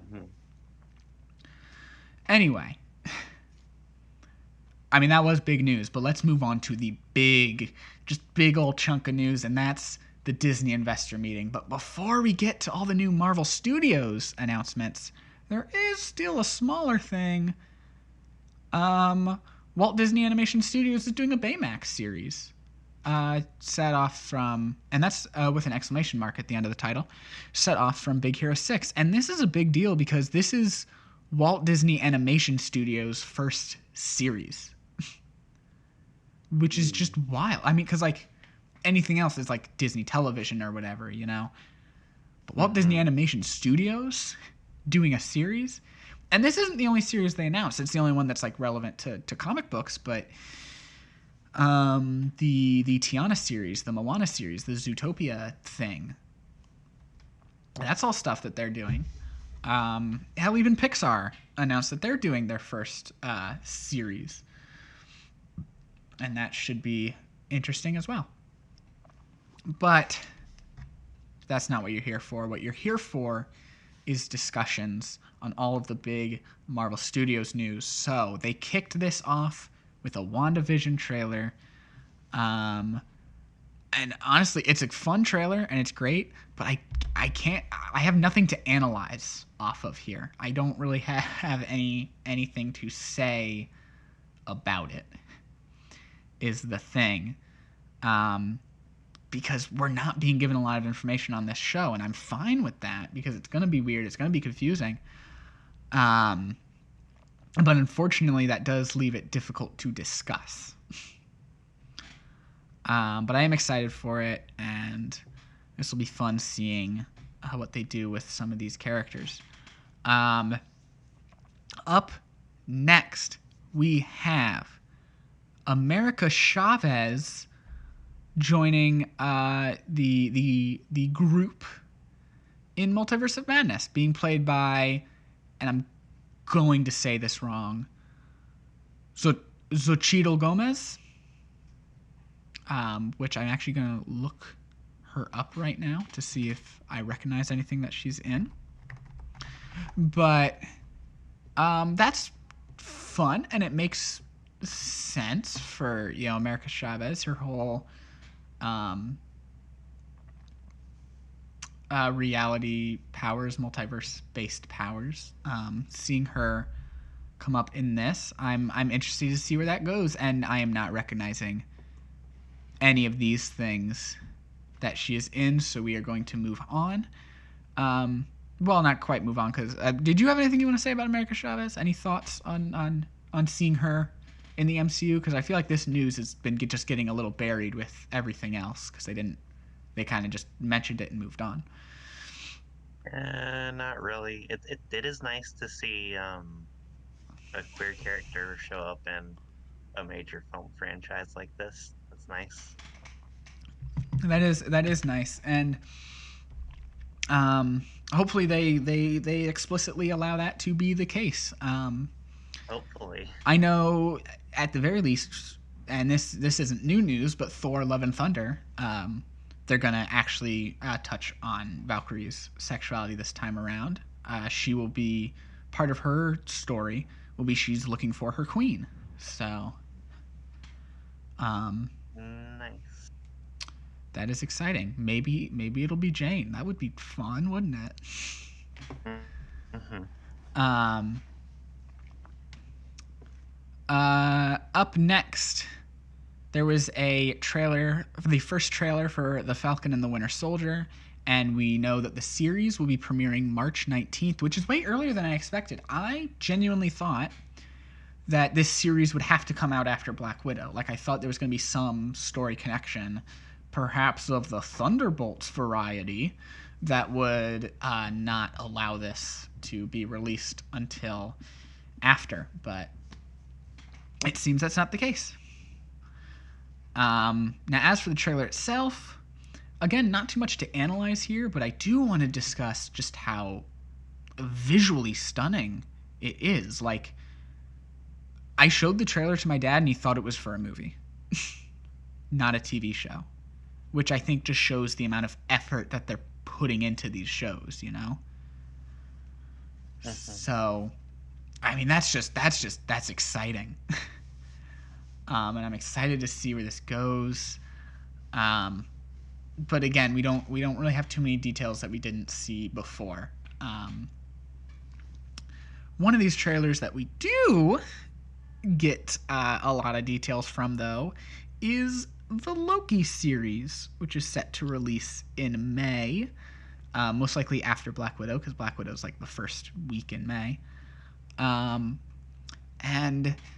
here's the fun one. It's gonna be a crime thriller. Isn't that interesting? And I loved when Kevin Feige presented it, because he said if that sounds unusual and confusing, don't worry, Loki's just as confused. Now in this trailer we see the TVA, the Time Variance Authority, with Owen Wilson being our guide through it. Wow. Now, can we talk about the TVA for a second? Because it's just a very interesting thing from the comics. How familiar are you with the TVA, Eden? Not very.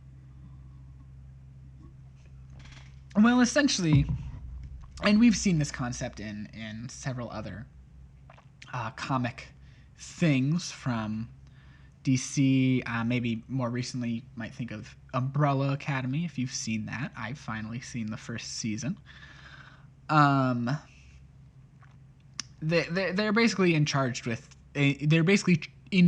of maintaining the timeline, and in Marvel Comics specifically, there's sort of little tongue-in-cheek reference to the editorial. Their members will often look like people that work in Marvel editorial. So I don't know. I think it could be a fun thing if, like, in the show, like, they have some, like, the background agents or whatever that, like, aren't main characters be named after different people from Marvel editorial through the years. That would be just a fun little nod to that, you know? Now, what else we see in this trailer is Loki seems to become an agent for the TVA, although maybe not of his own volunteering.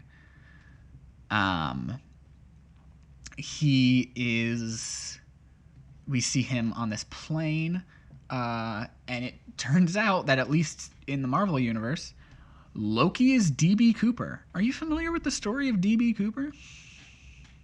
Because I wasn't until after this trailer came out, And oh boy, I cannot believe I hadn't heard this before because it's amazing. Basically, D.B. Cooper is this true crime legend. Essentially, maybe legend is a bit strong, but his whole thing was he hijacked this plane. He was this man like dressed in a full like business suit, and he hijacked this plane by telling the stewardess that he had a bomb in his briefcase or something. He takes control of the plane. He forces the plane to land, and all the passengers get off. And then he takes off again. Then, with a briefcase full of money, he jumps out of the plane and is never seen again. And only like more recently have they found some of the bills that he took. Now, in the trailer, we see Loki taking this on, and when he jumps out of the plane, he's pulled into the Bifrost. And we see some of the bills float away, which would be the bills, I guess, that are found. But, like, that's so fun that they made it, like, be his role and made that explanation for, like, why he disappeared. Well, yeah, he was pulled into the Bifrost. Which is another point I want to bring up, because he said, before he does that, in the trailer, he says, "Brother, Heimdall, you better be ready." Does that mean Thor and Heimdall are going to be in this series? That's not a confirmation, but...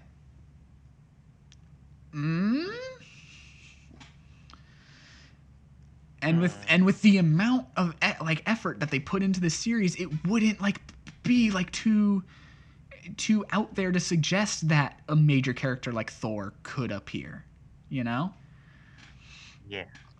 And with this being, you know, he's time traveling and he's going to different realities, Heimdall being dead doesn't matter at all. So, this one's going to be weird. This one's going to be fun. I'm really excited to see what they do. You know, by the end, does this Loki end up somehow making it to the main timeline? Again, this is a version of Loki that hasn't had his redemption arc, so he's still like seems to be evil, and that can be fun to explore. But up next, we got another trailer. I swear, they just kept these coming. What If? Please tell me you've at least seen the trailer for What If, Eden. I have not. Oh, I thought for sure you would have seen this one because it's like animated and stuff. It is fun.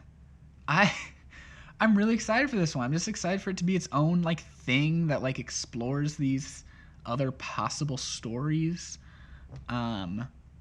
You know, some of the ones we've already known about, with, you know, Peggy being Captain America, with T'Challa becoming Star-Lord. That's an interesting one. One of the newer ones that we hadn't seen any mention of before is a story with Doctor Strange, where he seems to be fighting an evil version of himself. We didn't get too much footage from the trailer, so we can't really tell what's going on there. But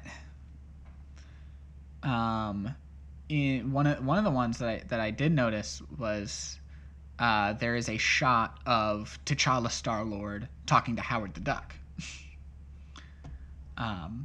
So I'm excited to see Howard the Duck make an appearance. Hopefully it's beyond just the cameo roles that he's had in the films. Not that I dislike his cameo roles from the films, but I'd love to see him be a bit more of an actual character. Mm-hmm. Speaking of Howard the Duck, did you know that he was in like the final battle of Endgame? They've had Howard the Duck there because they just inserted him into one shot. They were doing the VFX and they were just like, "Hey, can we put Howard the Duck there?" And they were like, "Sure." And I love that. I love Howard the Duck is such a fun character, you know? It's just such a weird concept. And the fact that he was like the first Hollywood Marvel movie is just so weird, you know? Of all characters, that it was Howard the Duck. And it wasn't good. It wasn't a good movie. It was made by George Lucas without anyone around to tell him when his ideas were bad, and that's George Lucas at his worst, when he doesn't have other people to work with him, so... But it's so strange. Anyway, moving on, because we are like have barely scratched the surface of all these new announcements. Miss Marvel has been confirmed for a 2021 release date, and we got a little sizzle reel talking about, Iman Vellani being the new actress, how excited they are to make the series and such. Only a few shots from the series because they've only just started filming. I was surprised there were any shots at all with how recently they've started filming. Actually, nothing with special effects at all. We don't see the powers at all, which makes sense. They touched a little bit on how like the casting process was different since they did it like remotely, but how excited they were that like Iman was like the perfect fit for the role in their eyes. And I'm excited. Miss Marvel is a great character, and I'm so glad that she gets the spotlight she deserves. And speaking of, Miss Marvel and the adult Monica Rambeau will appear in Captain Marvel 2, which has been given a new release date of November 11th, 2022. Do you think by this point Monica will be Spectrum? Because I think because she's in WandaVision, I think she's going to get her powers in WandaVision, and she's going to be Spectrum, and it's going to be like the three of them like teaming up for whatever. Because if you even look at the logo for Captain Marvel 2, they have like 3 of the little star symbols on it, which I think is like reference to the fact that there's 3 of them. So, which is interesting because Miss Marvel doesn't go with the star symbol. Only Captain Marvel and Spectrum do. But I think in one of the iterations of the Miss Marvel logo, they made like the period in Miss that star. So maybe they do want to insert that iconography into her a little bit. As long as they don't do away with the lightning bolt, I guess, put it somewhere. It could be fine. We'll see what they do with it. Maybe on like a belt or something. Yeah. If they want to like make that be just a visual connector.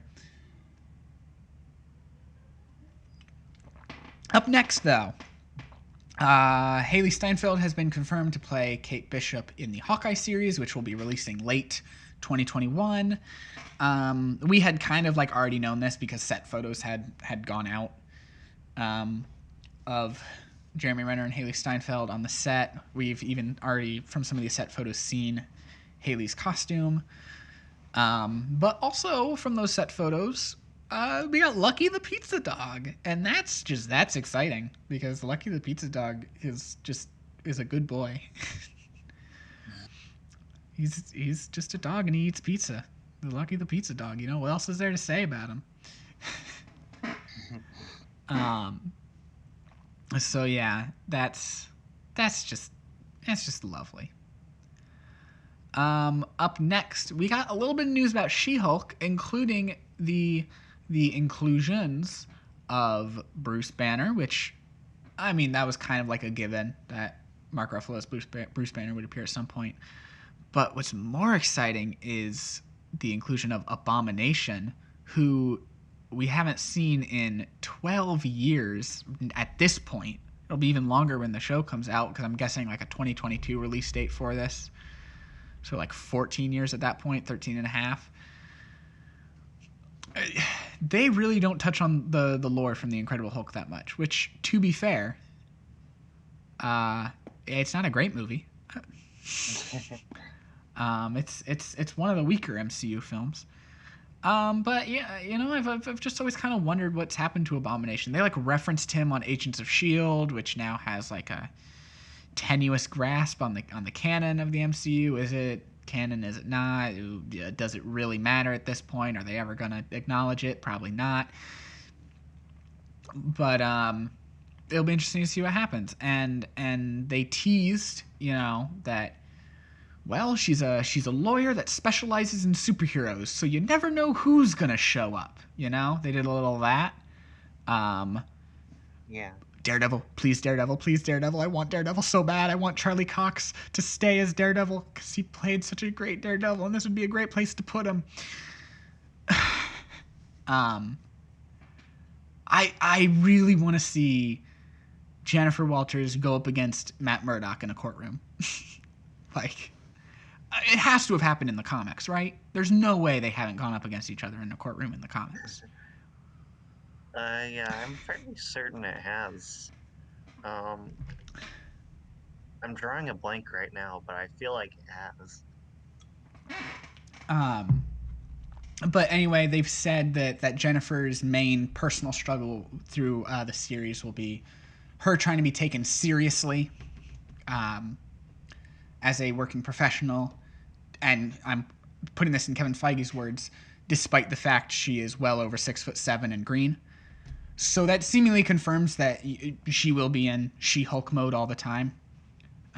Which, depending on which version of She-Hulk you were following, we weren't really certain of. So that's good to kind of get that like loose confirmation, because that's like the better versions of She-Hulk is when she's always in She-Hulk mode.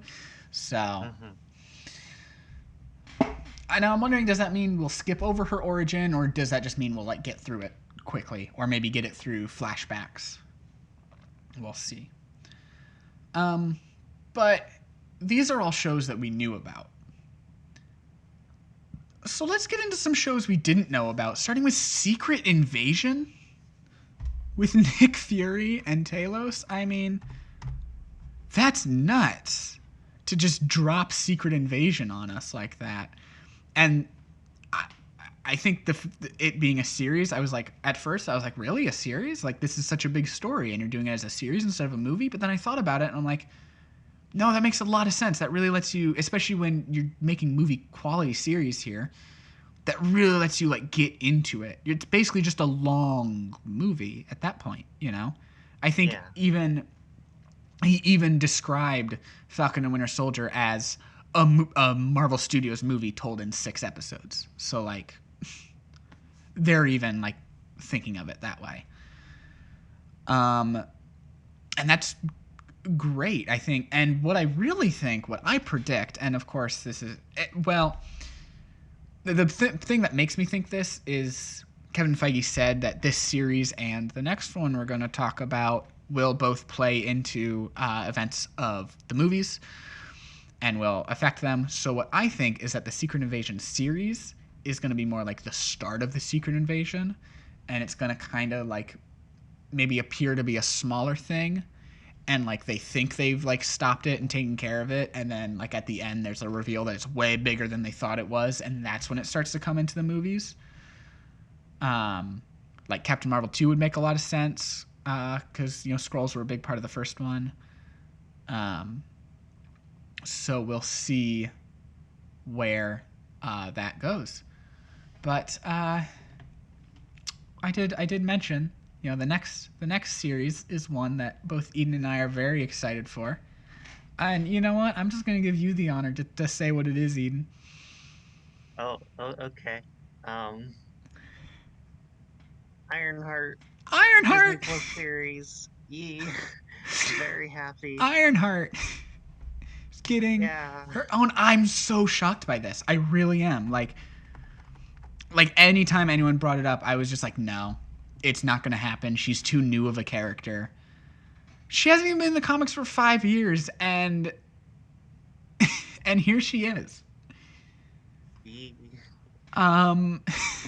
That's wild. This is gonna immortalize her. I don't have to worry about her fading into obscurity anymore. Yeah. First off, I want to say I'm so glad I got her first appearance when I did. Because it's going to cost so much more now, and I don't even have first appearance. I have first appearance. I don't even have first printing. I have second printing. But now I'm looking up the actress. Dominique Thorne, by the way, is the actress. And she's only been in one thing before, a movie called If Beale Street Could Talk, which I remember there was a lot of Oscar buzz the following year after that. It did get a few awards even. But I do not believe she was a major character in that. It is a movie I have not seen. at the moment, but she does not appear to be high on the cast list from what I am seeing. So, it looks like she's like a kid of one of the characters, just based on character names I'm looking at. So cool. Yeah. Marvel has a tendency to go for like lesser known actors, and I think that really works in their favor most of the time. But that's not it for like the Iron Fam in these Disney Plus series, because War Machine is going to lead an Armor Wars series. And you know what? I would be willing to put money on the table that Ironheart's going to appear in it as well, as long as it actually does come out after Ironheart, which I assume it will, because that's the order they were announced in. Maybe even Rescue. I mean, I'm not a big fan of Gwyneth Paltrow as an actress, but I'd like to see Rescue get some more spotlight instead of only the final fight of Endgame. And, you know, something like Armor Wars, you're going to need as many Iron people as you can get, especially with Tony gone. Yeah. At first, I thought it was a little bit of an odd move to do it without Tony, but, you know, I think they can get it to work. Yeah, and I think Tony's absence leaves more of a window for it to happen, you know? Yeah, that's fair. Because he's not really around to prevent it. Now, here's what I really want to know. Is Justin Hammer coming back? Because, oh boy, I'd love for Justin Hammer to come back, and this would be a great place for it. Especially if they want to involve him in Thunderbolts. Please give us Thunderbolts, Marvel. I know you've, like, announced so much, and you're giving so much to us. But I really want Thunderbolts. I really, really want Thunderbolts.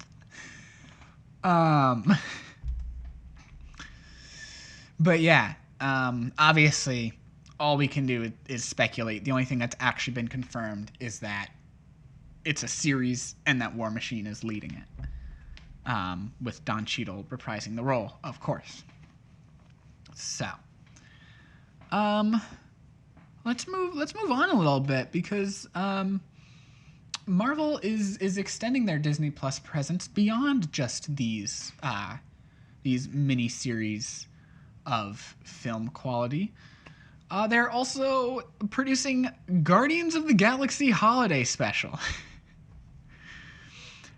which is going to film alongside Guardians Volume 3 and release in holiday of 2022 on Disney Plus, which will be just before Volume 3's release in 2023, which was also a confirmation that they kind of just moved right past.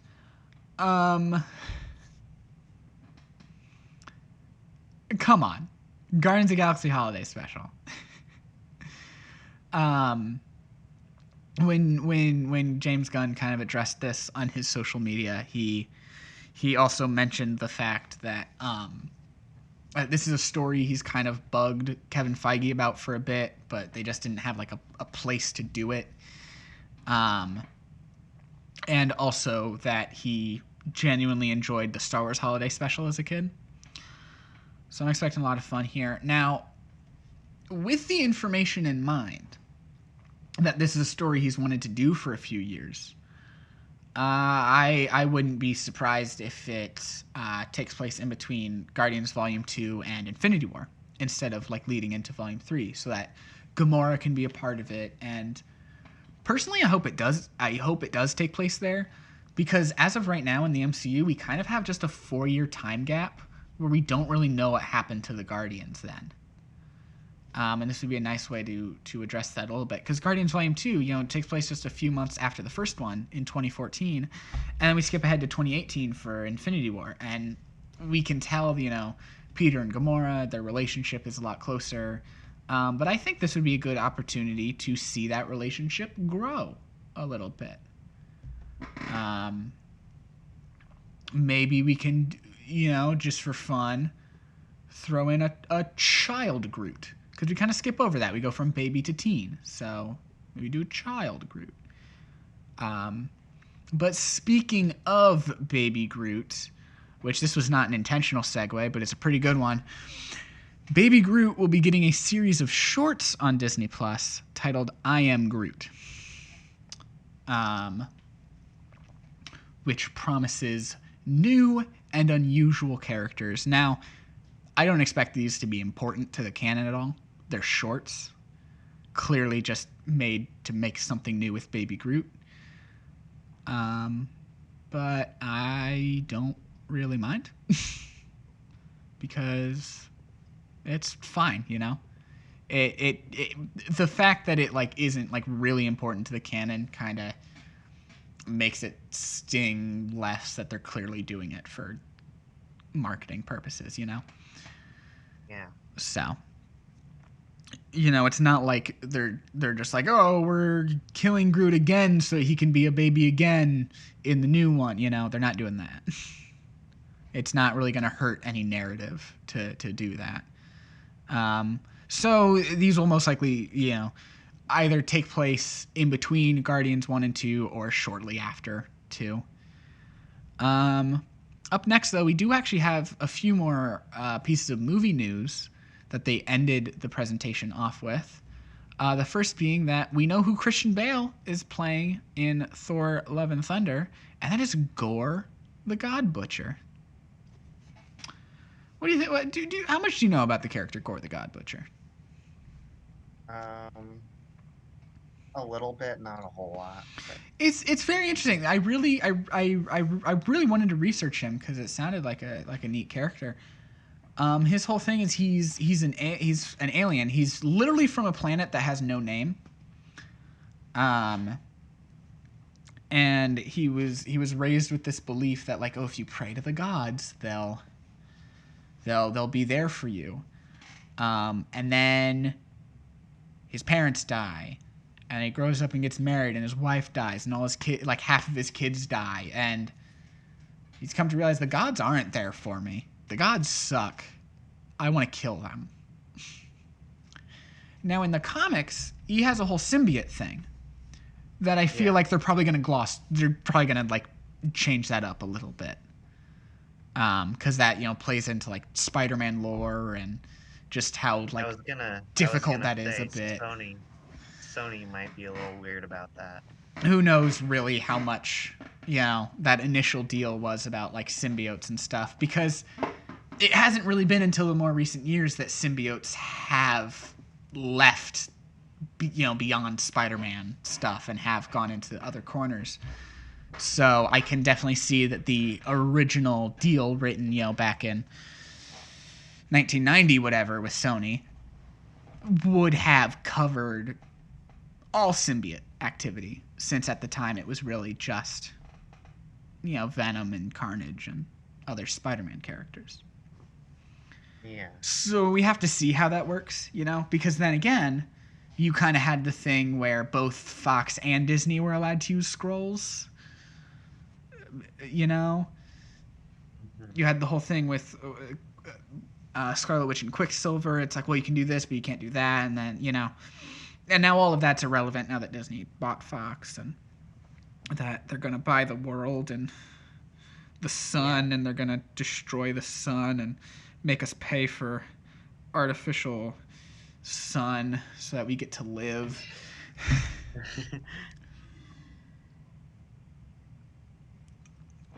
Anyway, I just want to make it clear that me being excited for all these products coming from Disney is not me being excited for Disney. I like their content. I don't like the company. And their business practices. Kind of like Nintendo. More recently, Nintendo's been doing a lot of mess up stuff recently. Anyway, I'm getting off track here. And we've already been recording pretty long as it is. So, up next, the third Ant-Man movie. We have a title. It is Ant-Man and the Wasp: Quantumania. They have recast Cassie Lang with Katherine Newton. And Jonathan Majors has been cast as Kang the Conqueror. So first off, what I want to get into, and I know I just was complaining about like Disney and whatever, but I do want to like flip to like the good side, the little that there is, the good side of it existing the way it does, is that the fact they've built Marvel as such a brand that they can attach just the Marvel logo to a movie titled Ant-Man and the Wasp: Quantumania, and people don't immediately write that off as a ridiculous thing because it's Marvel. Yeah. Like, that is the good side of this, that they can like do whatever weird stuff they want, and they've established themselves as being able to like play in this weird creative sandbox, and that people will like listen and be like, oh, I've liked your other stuff before. What reason would I have to believe that I won't like this, you know? So that's fun. Now, it is kind of also funny to me that the Ant-Man trilogy has gone, in terms of villains, an evil version of Ant-Man, is like business guy, Kang the fucking Conqueror. Yeah, that's a big deal. I'm surprised they're putting Kang the Conqueror in an Ant-Man movie. I really hope this is like the start of like his arc, and that he like takes multiple like films, you know? Yeah. Now, I feel like it's kind of wasteful to just use him in Ant-Man and nothing else. Now, and I think that is feasible, because if you look at the Loki trailer, when he's in the TVA, there were like some statues that like to me looked like they could have been Kang, possibly. I'm not certain that it was, but it could have been Kang. So maybe they're trying to set up a whole thing with that. Now, my prediction for Kang is that he is kind of responding to the time travel in Avengers Endgame. You know, them messing up those timelines, and sure, they're alternate timelines, but you know, maybe he you know, his whole thing is time travel, and we've seen sometimes, depending on who's writing, Kang is not always like the most like evil big conqueror that his name would suggest. Sometimes he's just trying to manage the timeline, you know? Yeah. And that's his thing. And I think that might be the direction that they go more in with this. He's responding to this time travel that's taking place and trying to fix it. And his way to do that is stop the people who caused it. And Ant-Man, well, it was his idea, so he'd probably be target number one, you know? So that could be an interesting way to go about that. Now, I do also want to note that they've recast Cassie Lang. I'm kind of disappointed by this, because I thought the person who played her in Endgame was good, and she only had a couple scenes, but from what I've heard is the actress wanted to focus more on college and her studies right now, so that's likely why she did not return. But it is interesting now that we've had we will have had three different actresses playing Cassie. You know, one playing her younger, and then we skip forward 5 years, so now of course she has to be older, and then recasting that older version. But it really seems to me, you know, you look at some of these characters that we're getting. You're getting Cassie Lang, who could possibly end up becoming Stature. We're getting Kate Bishop. We're getting probably Speed and Wiccan, because we know in WandaVision, you know, she's pregnant, she's having kids. We're getting America Chavez. I mean, that is setting up Young Avengers, you know, to be introducing all these characters at around the same time. It's hard to like look at that and not think that they're trying to do something with Young Avengers. Hopefully we can get Hulkling to come in as well through Secret Invasion. I think would be a good place to introduce him, and we can get the relationship between Wiccan and Hulkling. I think it's also very realistic that Miss Marvel and Ironheart will end up being a part of Young Avengers somehow, and that they'll kind of bring elements of the Champions into that. And in fact, Champions is a better performing comic So I think they'll take more cues from that for the story, but they would still call it Young Avengers for branding because it's Avengers. And honestly, I think that's really exciting. These are great characters. You and I, we both love young heroes, and teams of young heroes are great. And while most of these are characters I'm less familiar with, we have Miss Marvel and Ironheart, which I am quite familiar with. So, that's exciting. And of course, that again, that's purely my speculation. But I mean, come on, you look at it, the writing's kind of on the wall there. Up next, and not to bring the mood down, but we do have to acknowledge again Chadwick Boseman's passing. Kevin Feige has confirmed that Chadwick Boseman will not be recast, which is really good news because I think that's just his role and it's a good way to honor his memory. And Ryan Coogler, the director of these films, is working hard on Black Panther 2. Which has been pushed back a couple months to July 8th, 2022, which is actually the release date that Captain Marvel 2 was sitting at initially. So that's probably why it got a new release date as well. Now, I can't comment on Thor Love and Thunder's new release date, which I think I did forget to mention, but that's been moved to May 6th, 2022, which pushes it coming out after Doctor Strange in the Multiverse of Madness, when it was coming out before. I can't comment on why that one has been moved, but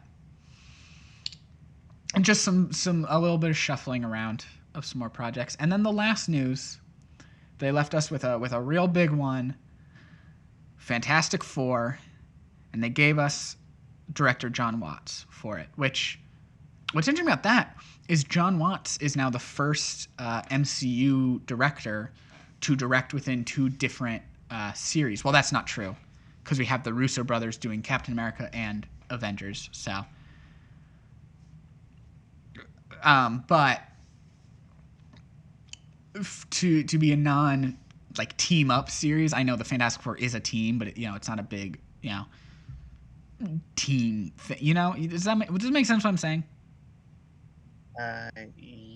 Yeah, kinda. Okay. Anyway, John Watts. He directed the Spider-Man movies for MCU. He's going to direct Fantastic Four. And I thought you might have something to say on that, possibly.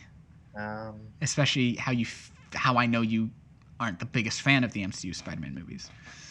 Yeah, that's a little concerning.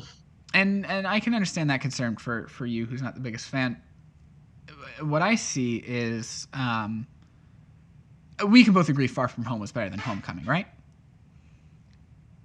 Yeah, my opinion on Far From Home isn't as good as my initial response to it, just because I expected so little from it as a follow-up to Homecoming. But I do prefer Far From Home. Okay. Yeah. So, between Homecoming and Far From Home, it seems that John Watts was less involved in the writing and wanted to just focus on directing.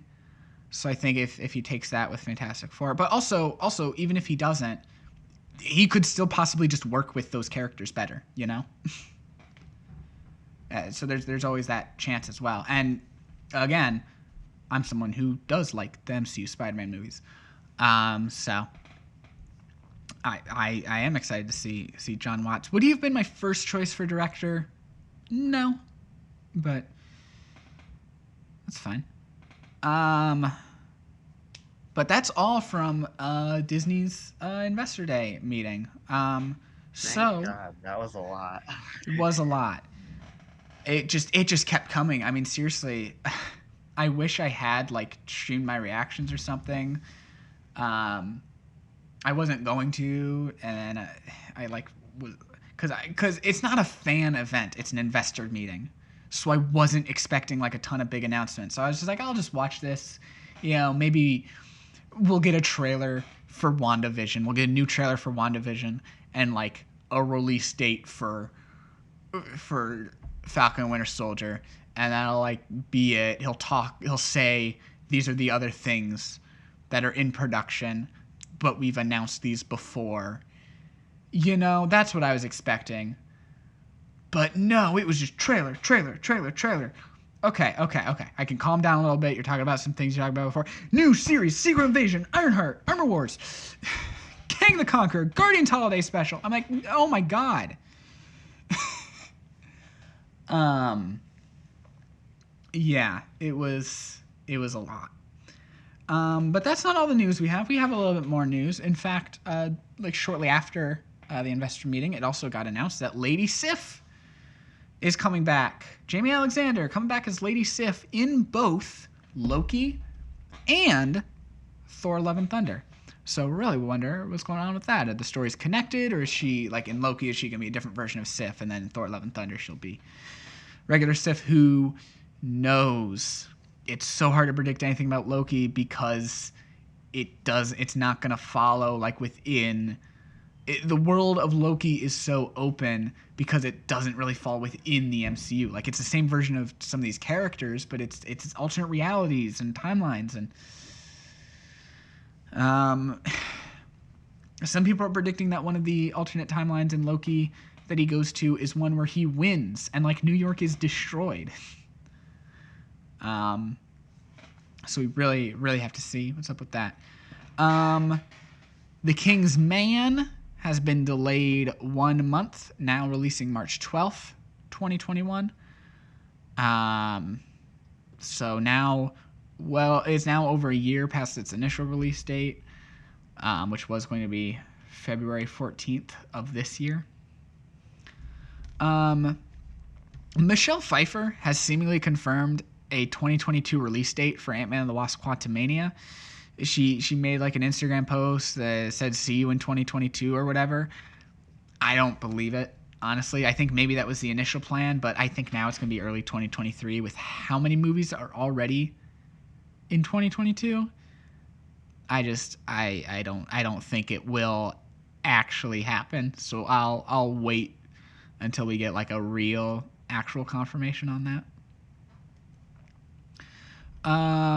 Here's an interesting one. The Dark Knight has been added to the National Film Registry by the Library of Congress. Do you know what else was added alongside of it, my friend? This isn't relevant to comic books or anything, but I thought it would amuse you. Shrek. Shrek got added alongside. Nice. So that's cool. Here's the thing I really don't understand about the National Film Registry and the Library of Congress. So the Library of Congress, they're supposed to have every published work, right? That's their thing. Any work ever published in the United States of America. Why do they treat film differently? Because they just decide, like, these are the films we do want, instead of having all of them, like they do other published works. It's weird to me, especially because they still haven't gotten the version of Star Wars that they want, because George Lucas refuses to give them the original cut, which they asked for. He keeps offering them the special edition, and they say, no, that's not what we asked for. We're not putting that in the library. We want the original cut. Really? That's interesting. Yeah, he doesn't want to give them the original cut, and they won't accept the special edition because it's not what they requested. And this was requested like years ago. And it still hasn't happened because he won't give them the original cut for the registry. Anyway. Same cut I wish I could have on Disney Plus, but yeah, whatever. How quickly do you think it will be available to watch after George Lucas is dead? Good question. Because, like, you know and I know how much companies love to stop caring about a creator's wishes once they're gone. Steven Hillenburg, Nickelodeon. Um, and like I feel bad saying this, but that might be the one time that I don't care.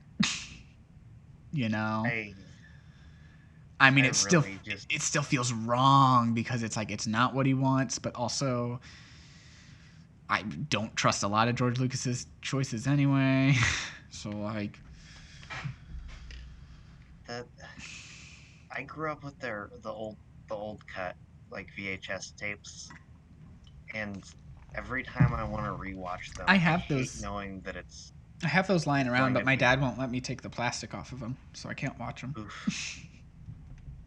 Every time I go back to them, I hate knowing that I'm not going to be able to experience the way I remember it. It's going to be this altered, Which is weird screwed up because my dad's form. not a collector, but for some reason, and it's not that he's like, well, this is the exception. I'm going to keep this in pristine condition because it'll be worth money. The plastic has already been damaged on it.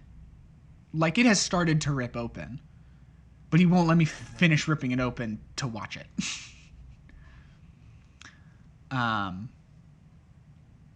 Now, here's the thing.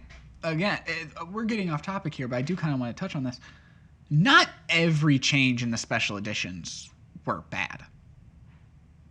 Yeah, I know. There are some changes from the special editions I do like, and I would like to see a version of the films that's mostly the original cuts, but with the changes that I did like. And having access to those original cuts would allow me to make a fan edit like that, because I've been getting into the fan edit community recently. It's quite fun. It's a quite fun community to be a part of, and there's a lot of cool projects that people make. Anyway, we've gotten very off track now, so I'm gonna bring it back. We're gonna talk about Black Adam, the movie. We got someone was cast as Cyclone. Her name is Quintessa Swindle. I've never heard of her before. Let me see if I can find anything that she was in that I can recognize. Oh, she was in Euphoria. Who was she in Euphoria? Oh, she was just in one episode. Okay. Euphoria is a very good show. That's neat. Cool. Well, anyway, she's gonna play Cyclone. I don't even really know who Cyclone is. I think she's a member of the Justice Society. Do you know? I'm drawing a blank right now. All right. Well, our final piece of news is that Hellstrom has been canceled after one season. Are we surprised? It's Hellstrom. If it wasn't already like in production when Marvel Television was folded into Marvel Studios, it probably would have been canceled then. So I'm not shocked that it's ended after one season. Even if it was like really good, they probably still wouldn't have let it keep going. And I heard that it was not. So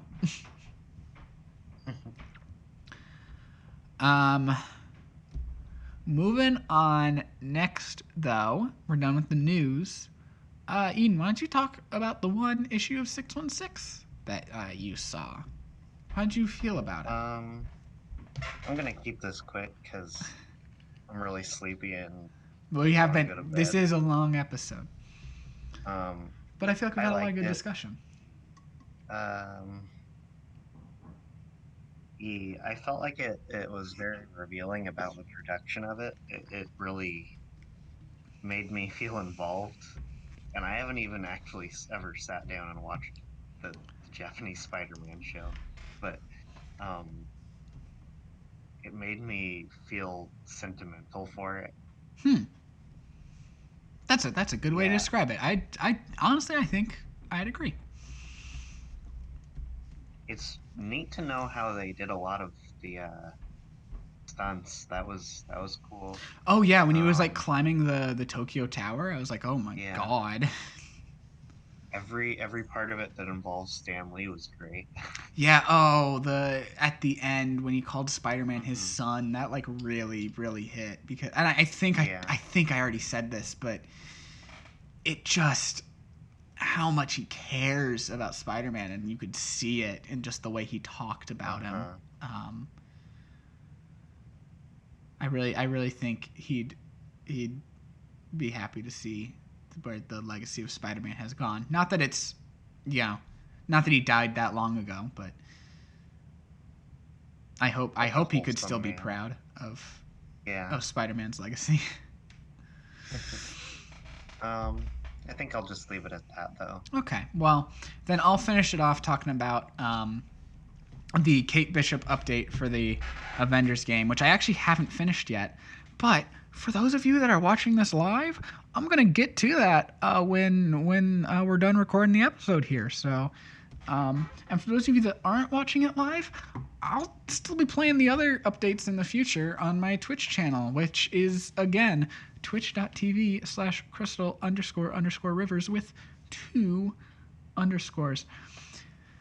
So, anyway, the update. It's a neat little story so far. I like what it adds. Kate's a fun character to play, and it gives me hope that this game could turn itself around a little bit. If they can keep putting out quality content like this, then I am all for it. I would speculate on where the game is going next, but again, I have not finished the update yet. So, those of you that are watching live, we'll take a look at that in a second. Anyway, that does it for this episode of Thought Bubble. We got one more in us to do after this. And here's the thing. I know we said it's we're kind of done with it. We didn't really want to keep doing it anymore. But at the same time, it feels kind of weird to just let it go, And I just want to thank those of you that have been listening for being on this journey with us. And I also want to say that this isn't the end for myself or even possibly Eden in podcasting. Last time I talked about, we were thinking about doing a new podcast together, and while Eden does not want to be a permanent fixture of that podcast, I think they would be open to being on it occasionally. I don't know. I didn't really get a solid answer from you now, and I feel kind of weird. But I mean, I'm open to that. All right. This isn't a hard confirmation. Okay. I'm open to that. Well, I would like to announce a new podcast that will hopefully be out at the beginning of the new year, called Crystal Watches Movies with Her Friends. It'll be like the commentary tracks that we've done for this podcast a little bit ago, but hopefully better. and really what I want to do with it is I want to bring other friends on, maybe get people who can have strong opinions on things. Eden, I was thinking you and I could watch The Karate Kid together because of that whole joke that you had. I think that would be a fun one to do. Sure. Anyway, I'm excited to get this off the ground. So this isn't as much goodbye as a see you later, especially because there's another episode still. So then it'll really be a see you later. But yes, if you want more from us outside of podcasting, I already mentioned my Twitch, and my Twitter is the same, Crystal__Rivers with 2 underscores. Eden, where can they find you? You can find me on Twitter at Brave Benevolent or on Twitch at Every Cactus with underscores between the words. Yee.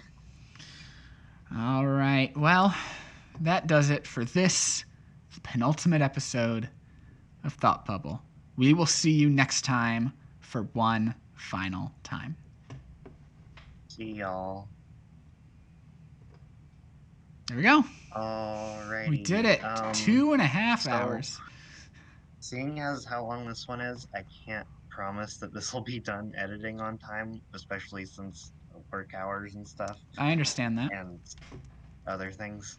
Um, maybe not even edit it as much as usual just to save time. I don't know. Um, but I wouldn't know the difference. I'll. I don't listen to the final episodes. Oh, fair enough. Um, but I'll try to get it out when I'm able to. All right. Well, thank you very much for being here, Eden. I really appreciated doing this episode live. I thought it was a fun way to do it. We didn't really get the kind of audience interaction that I was hoping we could get, but hey, what else is new at this show, right? um, uh, it was still a fun experiment to try. I think it really got me more enthusiastic doing this episode. I felt like I was getting really deeper into the conversations with you, which I think is part of the reason the episode went so long. But yeah. this was fun. This was fun. I Yeah. would say maybe we should do it again, but I don't know how that would work with the other podcast because I can't like show the movie on stream. But Of course, yeah. I don't know. Maybe we can figure something out. Who knows?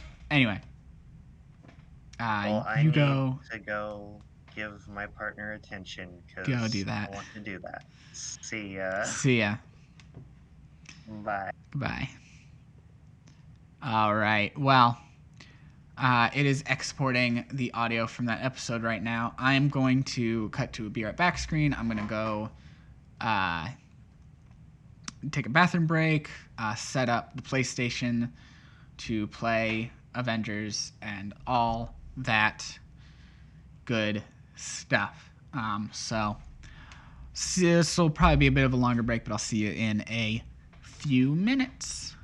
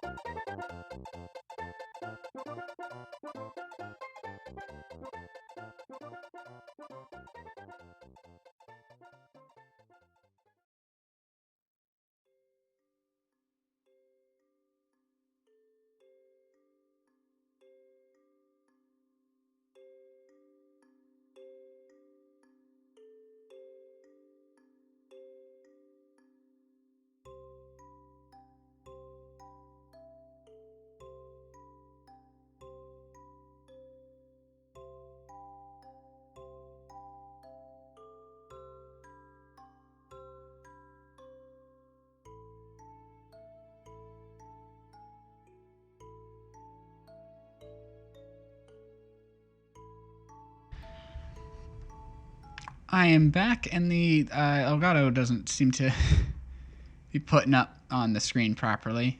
There we go. That's more like it. I'm back. We're gonna finish this up because I never did. Because you're having internet connection problems. I also just found out. Like, literally just found out, like, while I was upstairs, away from the stream, a new puppy is coming to this house on Friday. So we're gonna have 2 doggies running around.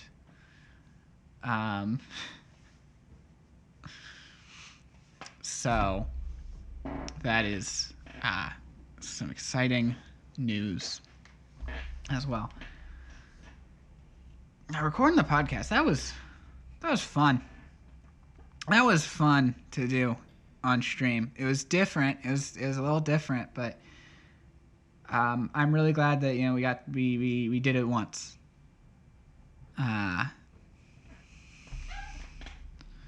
It was a good time. Let me make sure everything updated properly while we're on this long ass loading screen. Just make sure that we're on the correct category and all that. Good.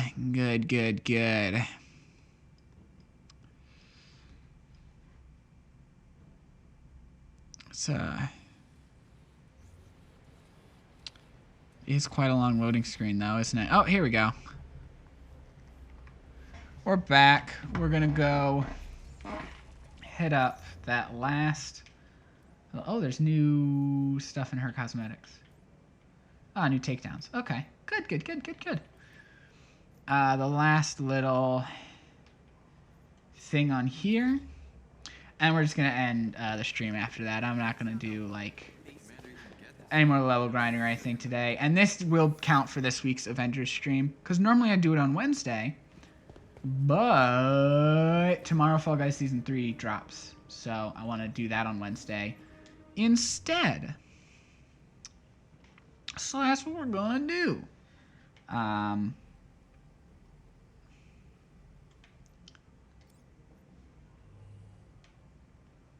Anyway, come here. We're going to actually do this time.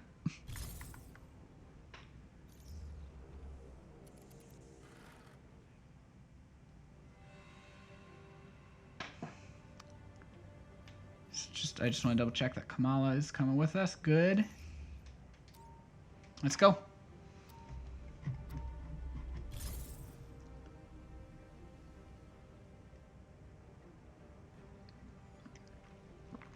We've also got Cap and Hulk coming with us as well. Okay, Hank said we'll need a ton of cavorite if we want to power our own time bridge. Sure, he stashed plenty in old shield bunkers. Man was a hoarder. Old documents reveal the presence of a shield bunker near an old satellite farm in Siberia. God, man. It's never Hawaii, is it? All right, let's go.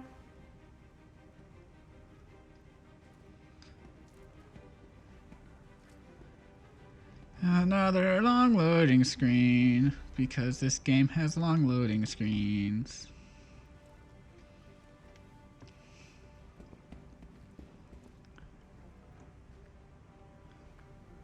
Long loading screens are fun and give me nothing to talk about. Okay, here we go. AIM has repurposed this satellite farm to bolster their communications across Siberia. Unfortunately for us, it's also interfering with our signal detector, blocking us from locating the nearby shield cache.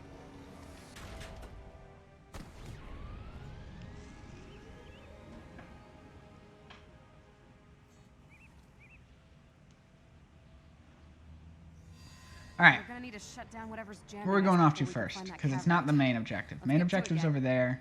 The first satellite Got stuff dish is over just up there. ahead. I've marked Something a there. waypoint so you can tell the difference. I'm gonna go here. That's a lot of satellite dishes. Thanks for the pointer, Jarvis. Got I see him. someone to beat, now someone to Still save. Almost. Quite the opposite, in fact.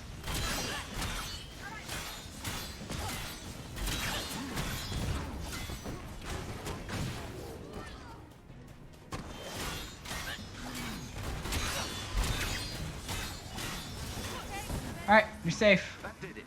Theo, work your magic. Alright, You're safe now. where to next? We got that over there. Again, that's the main objective, and we have a thing beyond it. So let's go up here first. Aim's jamming. It's making it real tough for us to find that cache.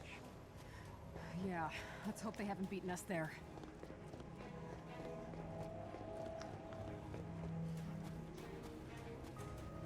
Alright, it's a chest up there. Oh, that is fun. That is just quite fun. Are there no enemies? I mean, I'm not complaining, but it's kind of weird if there are no enemies in this little area. Or in this little chest of resources or whatever. Any gear in it, or just resources? Oh, okay. There's some gear. A sword. Well, I mean, it's just kind of a slightly worse sword, but I can boost this.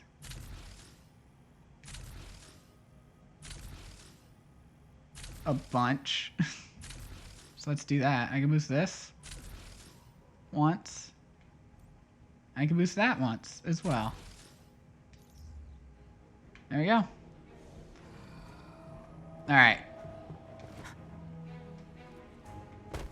I'm gonna go over here first.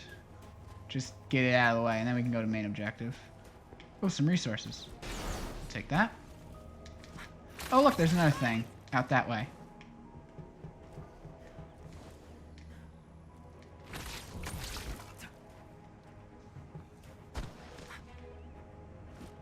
Oh, you good there? You good there, Kate? Has it activated the thing? It hasn't. Good. I don't want it to. Because I don't want to go there yet. I want to do all this stuff first. That's how I play the game. What's that phrase? Fish in a barrel. Watch the door. Pretty sure I'm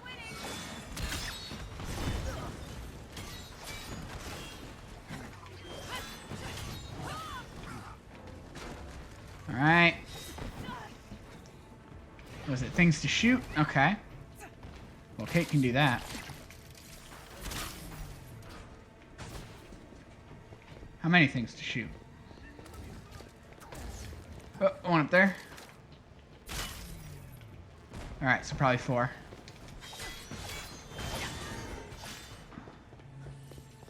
Where are other ones? There we go. I actually did manage to get up there.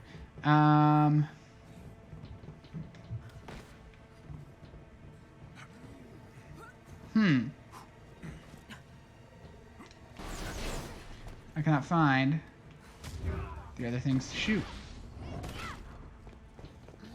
Where can I really find the... Is this the door? Okay, that's the door. Oh, well, you got that. You got him. Okay.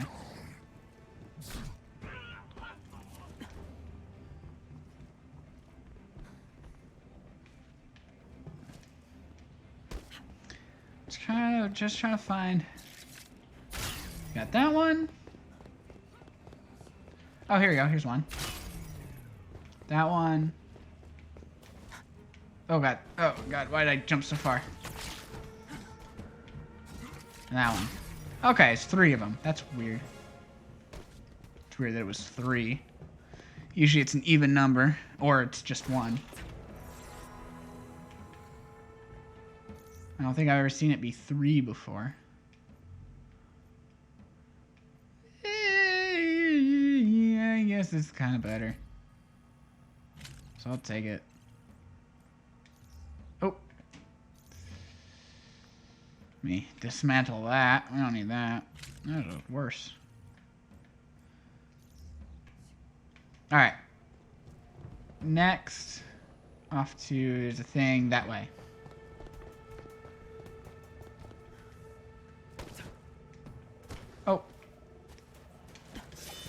Oh, okay. We could kind of like maybe move in towards it before we do that. There we go. Wait, is there a... I feel like I saw like a little sign of a chest up here. Like that didn't have like its own like thing, but like...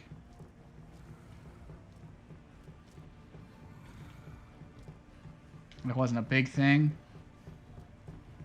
Like just a small chest. No? Could have sworn. But okay.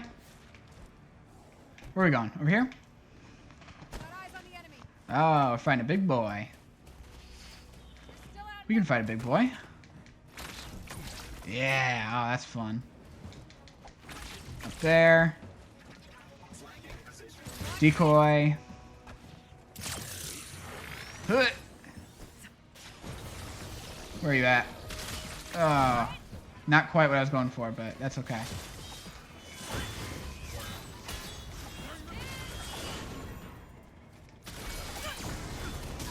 Oh, hell yeah. Alright, got a skill point as well that I can spend. Something new in specialty. We got this. This is what's new in specialty. What do we got? What are our choices? Quantum Flux. Defeating enemies while Quantum Overdrive is active grants an immediate boost of willpower and regenerates additional willpower. I don't care about willpower. What am I doing? Increases... Yeah, okay.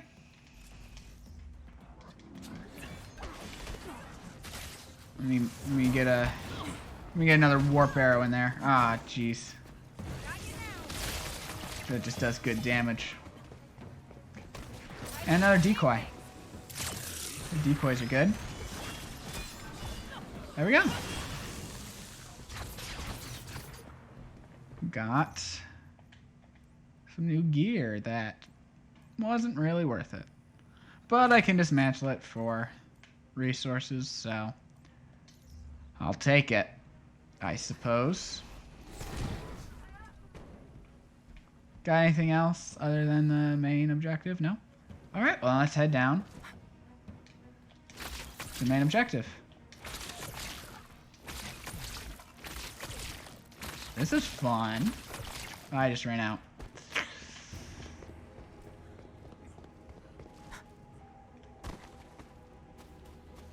Alright, back this way we go.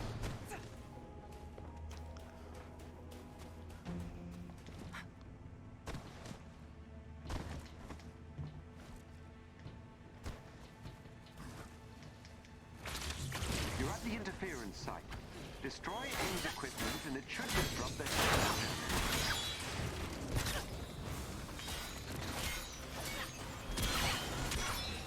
Oh hey, what's this move for her? The holding down triangle. Okay.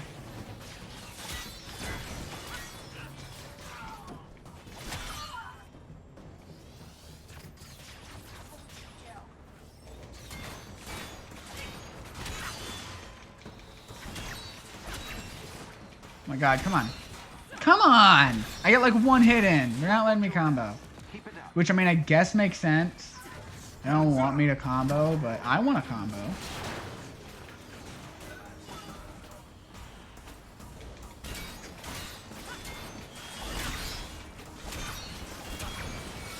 Alright, that one was a bit easier to take out.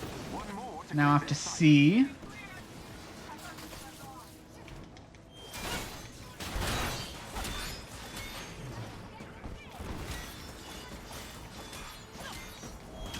Oh god, you're big, you're big, you're big, you're big.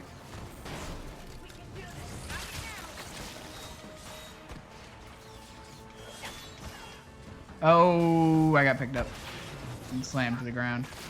Whoa, oh. The portals. Okay. I accidentally ran through my own portals and it freaked me out.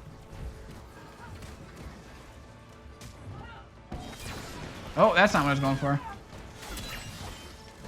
That's not what I was trying to do. They're like stacked up here. How am I supposed to? Oh god, you have to let me go away.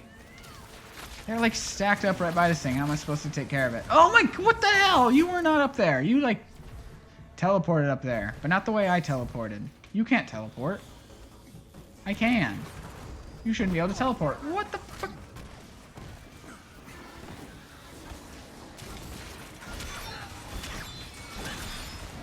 Oh, come on. There we go. Dish is down. Well done.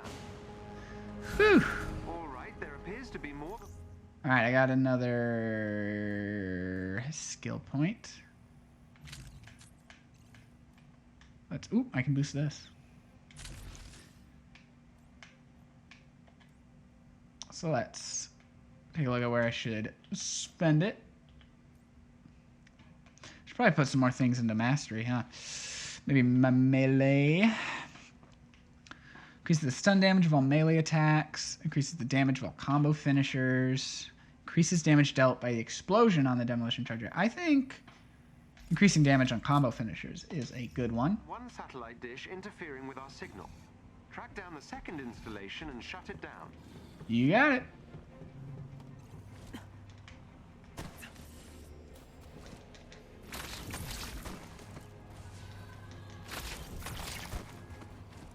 A surprise party for me? I've seen these before. There's an automatic reset timer, so we're gonna have to keep the monsters out quickly. Oh god, okay. Stop. Where are the other ones? There's one up here. Oh god. Okay. Can I... Why am I not moving? Is it that fast? On the reset timer? How am I supposed to do that myself? You know, maybe if I had some AI that wanted to help me. Wait, D is already gone. D has already been undone.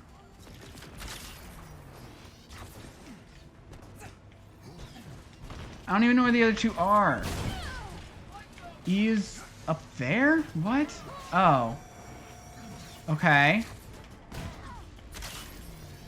And then I have 5 seconds left to find B. Where the heck is B? Where the heck is B? It's up there. Ah.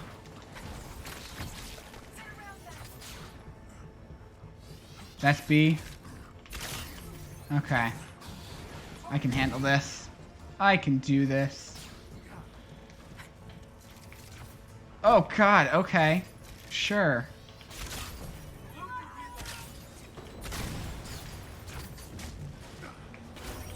Oh, thanks, Cap. Okay, I can do it this time.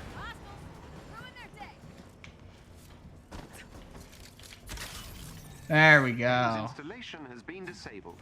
Excellent work. That was a bit of a tough one. But I got another level up, so...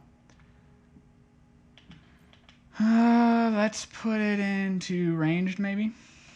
Increase damage and impact for shooting enemy points with razor arrows. Reduces spread when firing the scatter arrow. Ooh!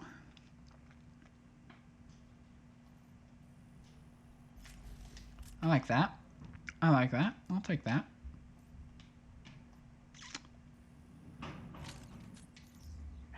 How's it looking, Bishop? And the signal detector is up and running. Let's find Fury's secret cache. Alright, so we're heading out this way to do that. Here we go. Going, well, we were going in the right direction. Maybe it's more this way. Okay.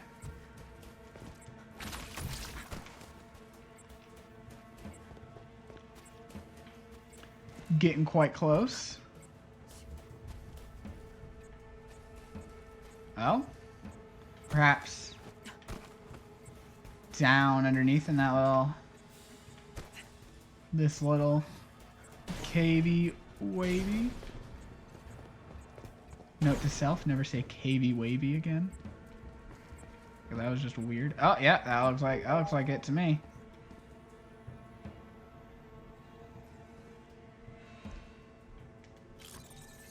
Director Fury sure had a field day hiding these caches.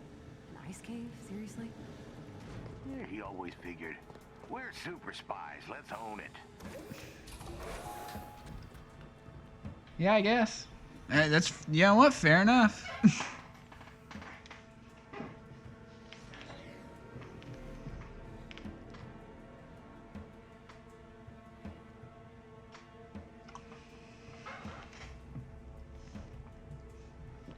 It's, oh, I need to move over. Okay. For it to actually, like, start loading.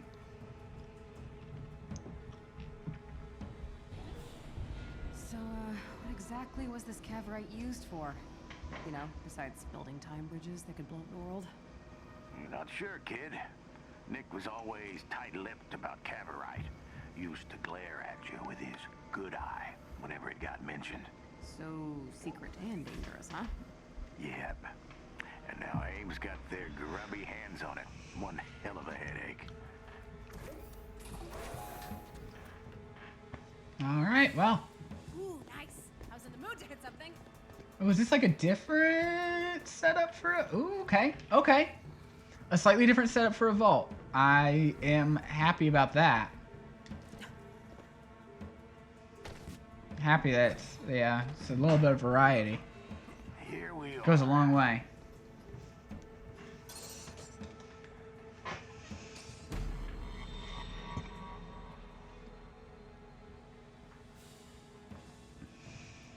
Okay, I know how to do these. That was so hand-holdy.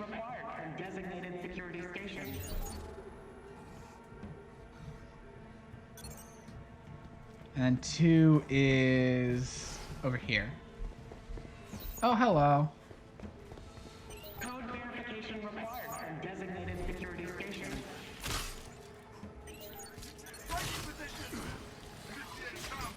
Code verification complete. Authorized personnel required for code authentication. I know how these work. I've done a bunch of these. It's just a different map, which I appreciate. Oh god, oh god, oh god, oh god, so many exploding boys. Well, that wasn't really what I was looking for. It's kind of a waste of a warp arrow, but it's alright. I cannot see your health.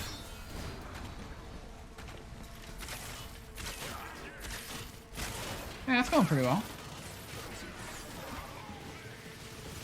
I didn't pick up assignments today, but that's fine. Oh god, I'm just getting... Okay. Oh, thanks, Kamala. I think she healed me. Or maybe I just picked up some... Maybe I just picked up some regen packs, I'm not quite sure. Actually. I got a skill point, though. And that is good stuff. So... Oh, and there's gear as well, so I guess we'll get rid of it. Okay, boost, boost, boost. Ooh, boosts. 2 boosts. I'll take 2 boosts. That's good. That's good stuff.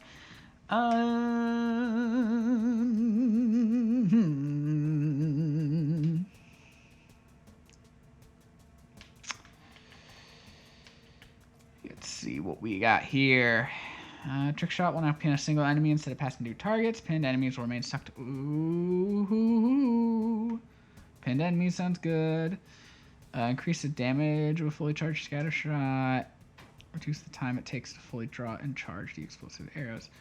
Hell yeah, pinned enemy. I mean, it's no Thor pinning enemies with Mjolnir, but... That's still good. I still like that. Charging EMP. Please stand clear of the vault. Heads up! Authentication complete. Initiating next tier. Alright. Unlock protocol. 1 is... Where? Up there. Okay.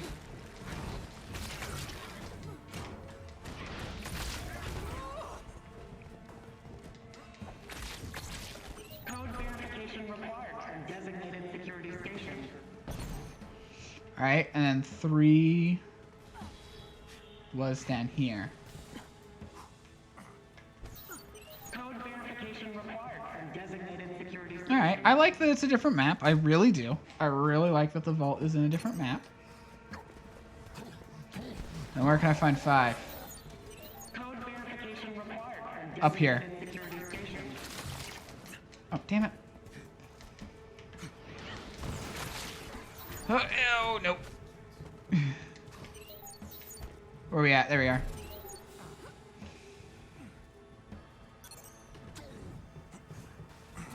Code verification complete. Here we are. Code authentication at the vault. Decoy. This way! Take care of them. This one's not getting back up. Get them away from me. And a warp arrow really isn't going to be the most useful right now. Because that makes me leave the area. And I kind of need to stay in the area. So we can shoot normal arrows though. Oh god. Hello. Alright, you're done. Ooh, yeah, the Cap just said not all at once. That was a lot at once. Let's listen to Cap. Let's listen to Cap. He usually knows what he's talking about. He makes good choices.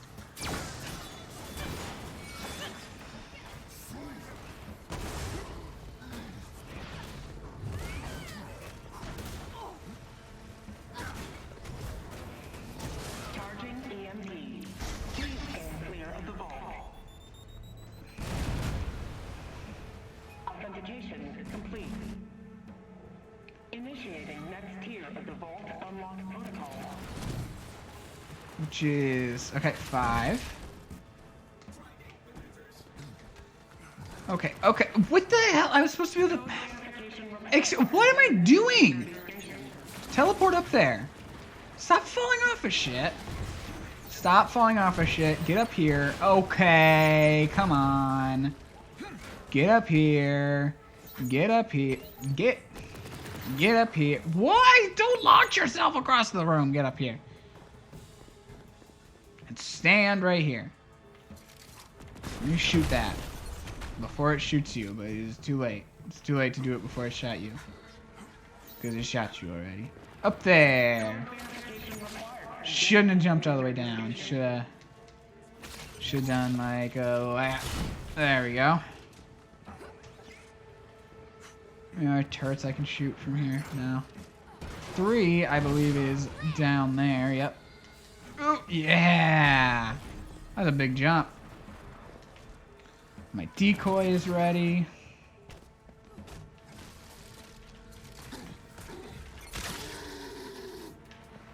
It's 3, and then 2 is back this way. Oh, hello.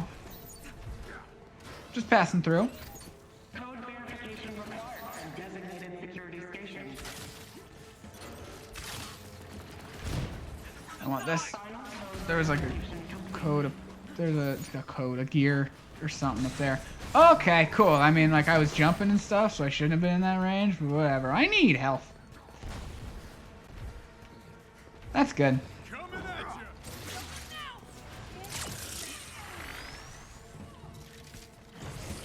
I didn't want to shoot you, but the aim kind of moved over to you at the last second. Got some leveling up to deal with. Additional charge for the warp arrow. Let's not worry about warp arrow. That's not going to be the most helpful to me right now. Let's look at what I can do with the decoy. Triggering after image regenerates willpower and intrinsic energy. The decoy rapidly fires 3 shots at the target before moving on to the next one, increasing total damage against each enemy. Heroes standing near the decoy are granted the benefits of the Shadow Jacket ability, reducing incoming damage by 35% for 3 seconds. Let's go with that second one. That second one sounded good. Doing more damage with the decoy. Will that impact this decoy, or will it start taking effect the next decoy? Since I already have a decoy out, it might not have the AI set to do it that way. You're done. Let's drop another decoy.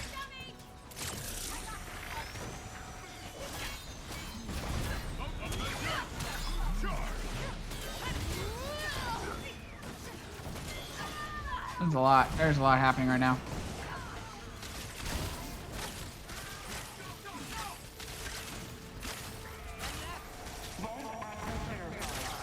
And there we go. Security measures in 3, 2, 1. Unlock. There we go. That's what I'm talking about. Please mind your step and thank you. Let's do it. Let's get in there. Get all our stuff.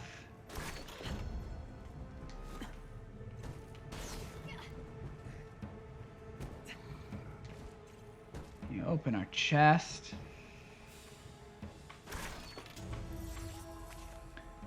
Prismatic ISO 8. Hell yeah. Oh, ooh, ooh. Yeah.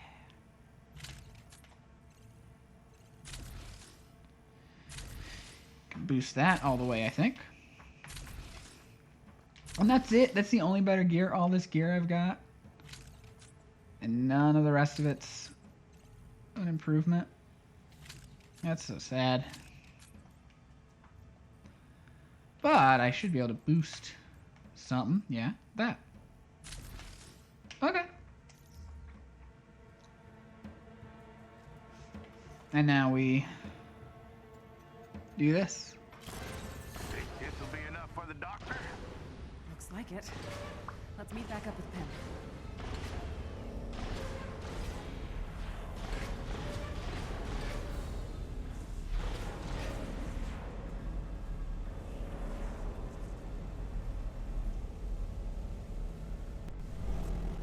Ooh, ooh. Some audio issues going on there. It felt like that new bodysuit was it. There we go. There we go. There's some better gear. It was the mission rewards for that.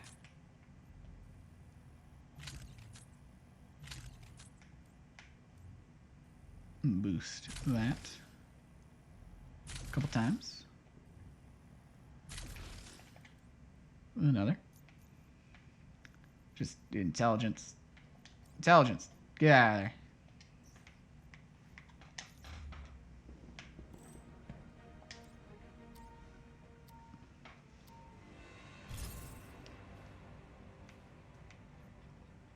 Let's launch the mission. Let's do it. I think this has got to be the end of it, right? I mean, I thought the last one would be, but we didn't get the boss that we knew was going to come up.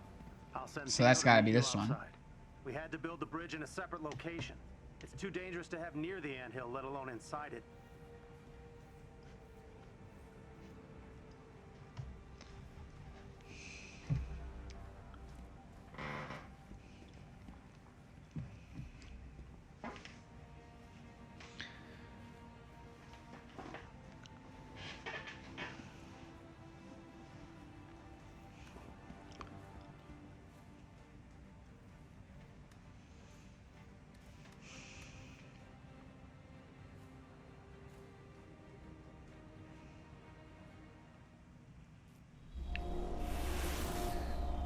Thanks for the portal, Theo. Welcome to our little remote hideout. Dr. Tim's just up ahead. All right, Hank, we're inside. Everything up and running? Oh, you're in for a treat. See you in a bit. Oh, this is a different part of the anthill. Can I, like, access this from the main area going forward? This, like, all looks different, so probably not. I don't see where it would connect to the area I have been to. Here, before we do that, I want to look around. Yeah, time bridge, and I can't jump. I was gonna jump, but it's not gonna let me. Can run around up here. We got stuff going on. Hey, there's a chest back here that I would have missed if I wasn't running around. Look at that. Looky there.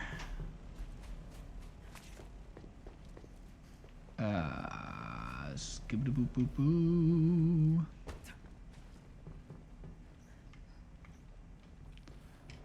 Did I get? No, I just need stuff for the collector. Okay. Let's finish this thing. Welcome back. You've gathered enough caverite to power the bridge. You have one shot at this. Great. Let's go get Hawkeye. Whoa! Our best shot is to go back a day before he entered Monica's time bridge. You'll need to intercept him before he goes through. After that, we'll have no idea where to find him. Will that be enough time to get there? Monica's lab is all the way in Siberia. Well, that's the fun new experimental part. I'm connecting you to Monica's bridge. When you step through, you'll come out on the other side in her lab. In the past. Time and space? I wanted it to be a surprise. Also, it might not work.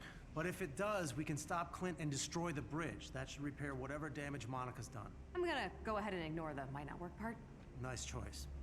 Do your best not to disrupt the timeline outside of wrecking the bridge. That's risky enough, but what Monica's doing is worse. Ooh, okay. I have so many questions. But I like the energy, so let's just turn this thing on before I overthink it. Right. Jarvis will Yeah, be with you all right. the whole time. Just Fair get enough. Clint, destroy the bridge, get out. I guess we're jumping back to the past. Well, here goes nothing.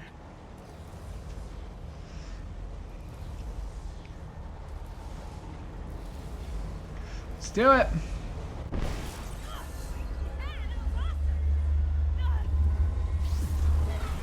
Time bridge room. This is where we last saw Clint. Jarvis, did we time travel or just, teleport? My internal clock differs from the local time. So yes, we have succeeded. But we're only an hour ahead of our past selves. What?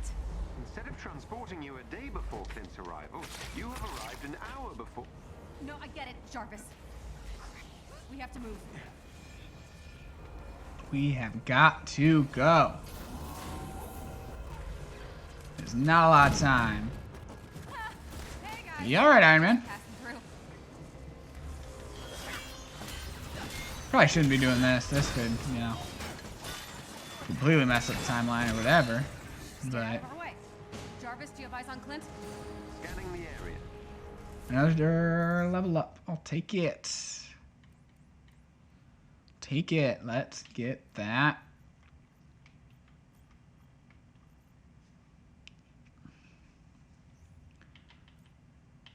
Let's go back to the primaries. I don't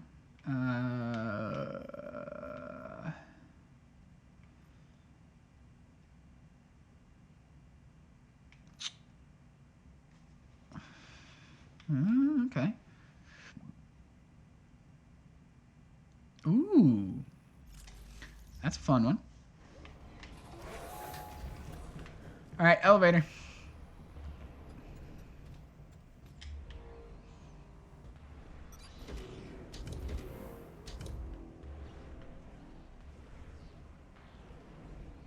Oh, I did get an emote for her. Let's take a look at that. Let's take a look at that emote. Oh, you kind of shifted over when I did Any that. way to get a message to him? I can try, but There we you'll go. need to get me closer. Okay, we don't have a lot of time. Just guide me to it. It's really gonna suck if this is like their laundry truck.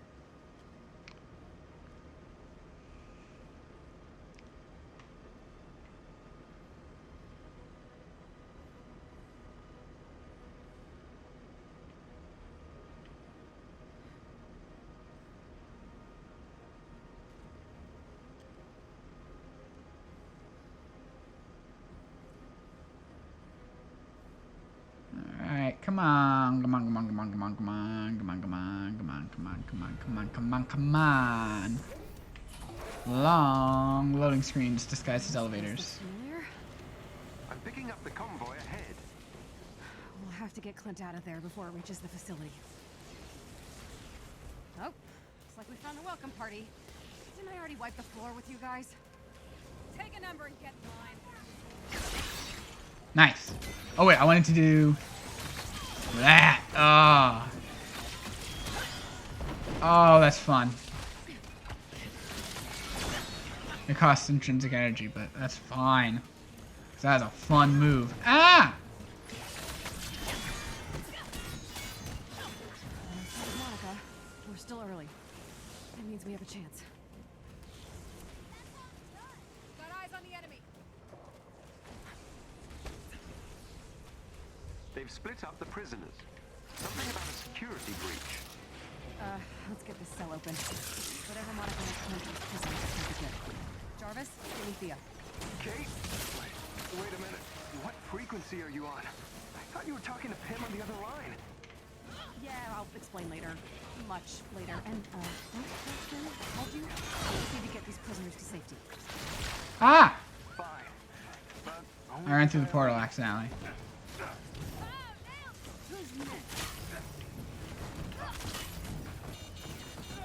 No, don't sit down. Sam, I didn't mean to teleport. I didn't mean to walk through a portal. I just did.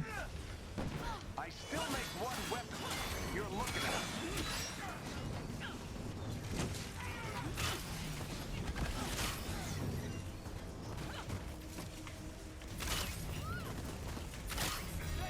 There we go. Thanks, Theo. Tell me what this is about sometime and call it even. Sure. Got another level up. I'll take it.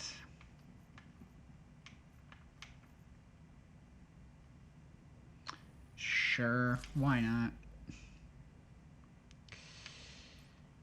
Alright, worst gear. Actually. No, that's better. If I can boost that. Yeah, that's better. And it costs less. It costs less to boost it. I can like boost this all the way.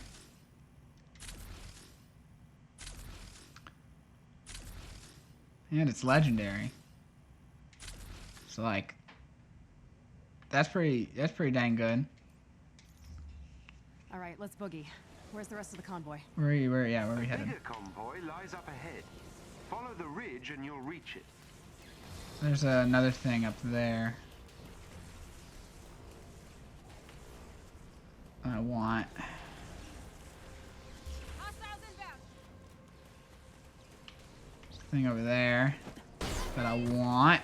There's a chest with gear close by. That is the same place it was. We were coming through here the other way. Usually I'd call that lazy. And this game has proved that it is kind of lazy with that. But I'll accept it here because time travel. So we're literally in the same place at just about the same time. So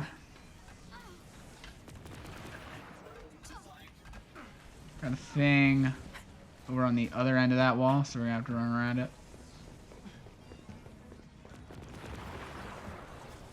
Yeah. Yeah. Okay. Okay. I want it. Okay, I see it. Now I want to run around to Detecting this Mr. first. Barton at this location. Well, thanks for not sugarcoating it. But we're still getting these people out of here. Oh, that wasn't enough.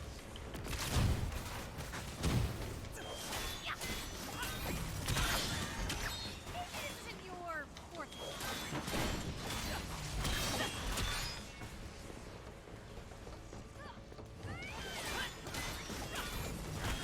Alright, one more.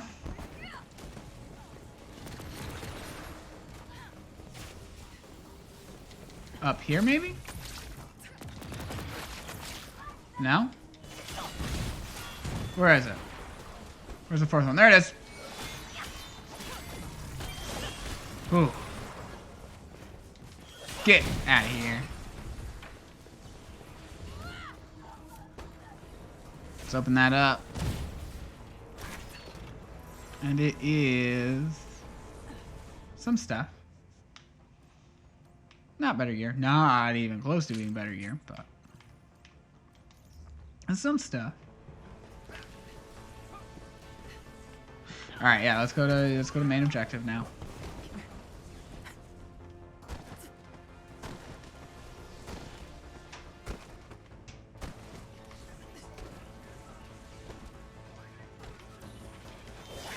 Oh, come on. Excuse me! Excuse me! How do I get out of there? Gotta get some distance. I need to heal. Oh, thanks, Kamala. Ugh. Well, that was just a waste, because I got, like, surrounded by explodey boys. And I couldn't do anything about it.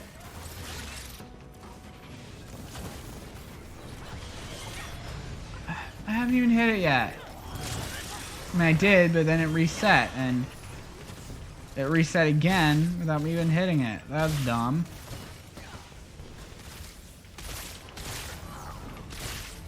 You're up, Theo. Alright. You're done. Your turn.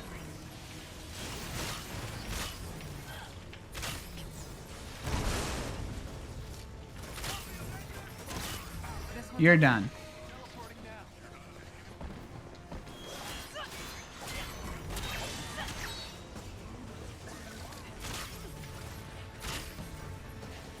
Stop. Leave me alone. There we go. There's another cell over there. That's gotta be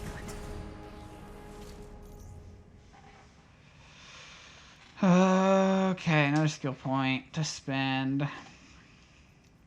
Honestly, I feel like I'm leveling up too much now. Like, I don't want to keep just This one has a larger security grabbing force. skill points all the time. I think you're correct. I'm gonna run over here and grab whatever's over here first. I know it's very out of the way, Let's do but this. yeah. I don't think I'll actually fail if it takes me more than an hour to do this. I also don't think it will take me more than an hour to do this. If there was an actual time limit, it would show me. Considering it's given me 20-minute time limits before. I think I would be fine.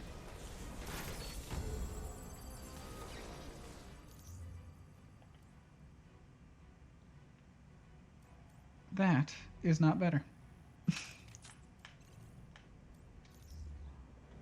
Alright. Kind of a waste of time, but whatever. Who gives a shit?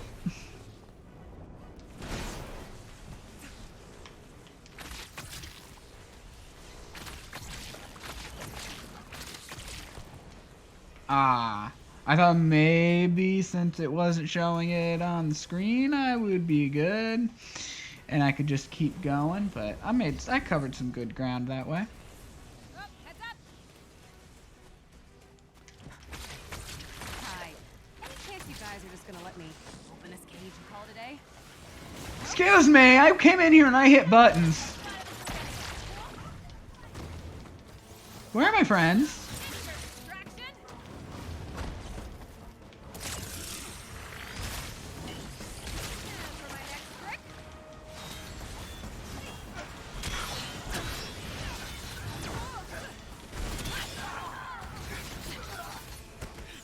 Excuse me, I pressed the buttons for a takedown.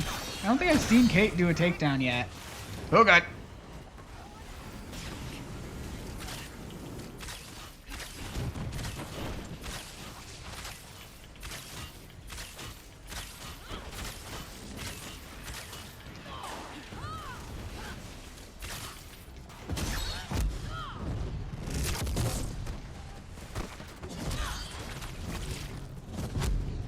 Oh yeah, I forgot I already forgot. I can do this.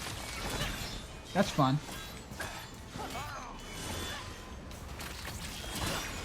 I love doing that. Ah, heck. Oh, come on. Oh my god! Like, zero chance.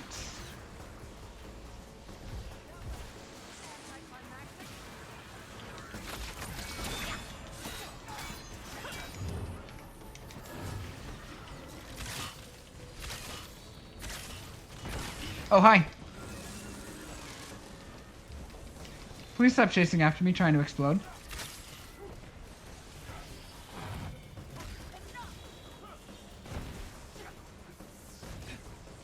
Hello.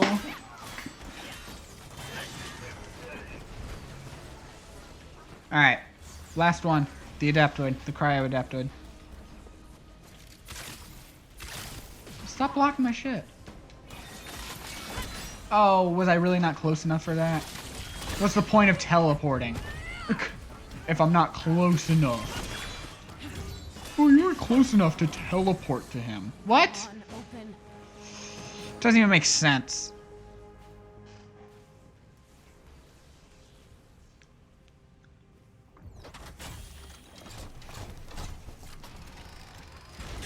Katie? Oh my god. What are you doing here? Saving you, dummy. You don't understand. I agreed to this. What? AIM has sent their forces to recapture the prisoners. Explain on the way. We gotta move. Oh no. How could you work with AIM? Remember that day we got separated? We were right about Fury. AIM had him locked up. Same as me. So he's alive. Yes. What? Turns out, Fury and I both found plans for something called Project Omega. Monica claimed she was trying to stop an apocalypse. And you believed her? Fury did, or pretended to. We're calling back. Why is no one with me? Help her. Then, after a while, I got a message. He needed my help, and Monica wanted me to go in after him. Why? Where are my This friends? is a rescue mission. Great minds think alike. I hate you.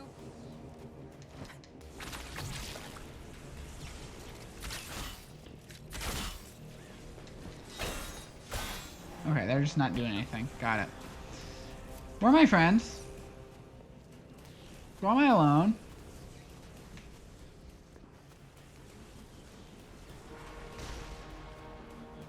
Guess I'm just glad I don't have like enemies to deal with.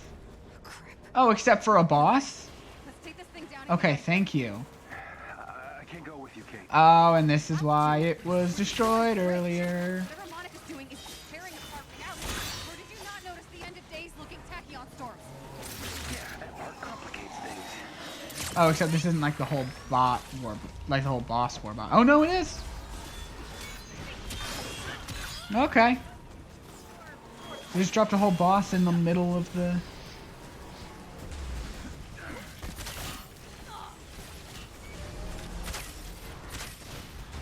We have to hit all the vents. That's different. We're not like ending with the boss. We're like drop this boss in the middle of the shit.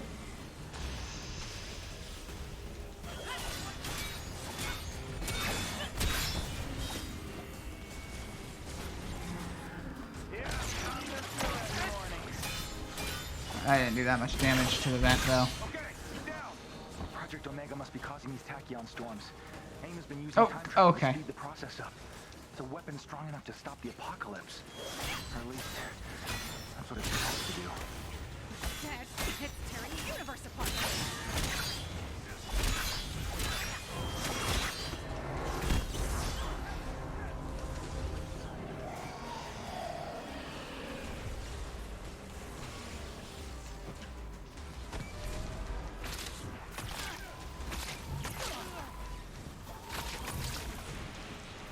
Oh man, the things I have to destroy up here are not open yet.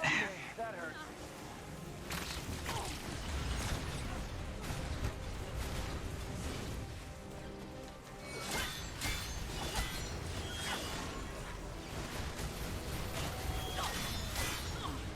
Fuck that. Fuck off. Let me do my shit.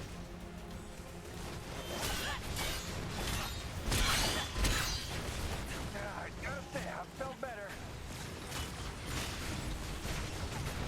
Alright.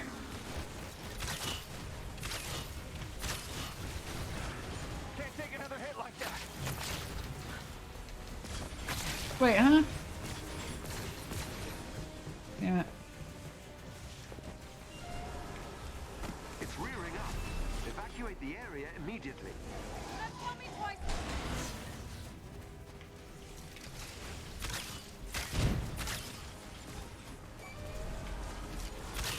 Oh god.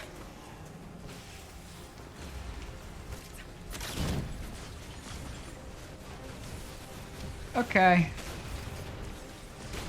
Hey guys, it's easier if you're like facing them. What's the Omega weapon?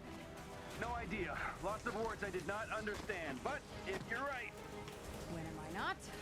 we We have to destroy the bridge. I'm glad you're finally on board. Even if I don't make it back. Wait, what?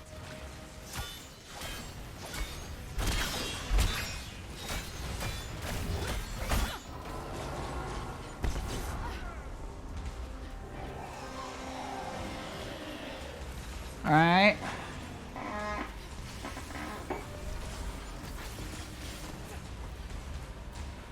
Here, decoy. I'll take out some vents, maybe.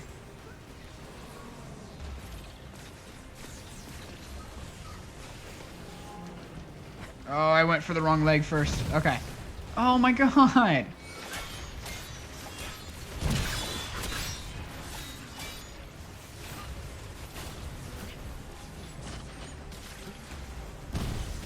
Okay. Bullshit. Alright.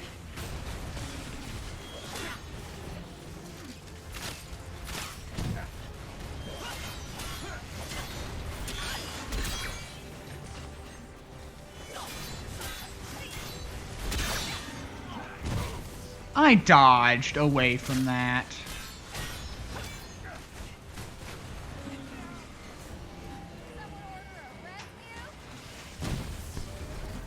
You are my favorite Avenger.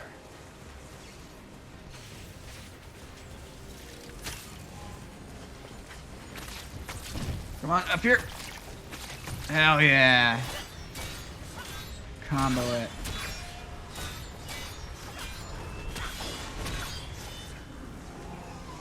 Whoa, whoa, whoa, whoa. Why are you at such an angle like that?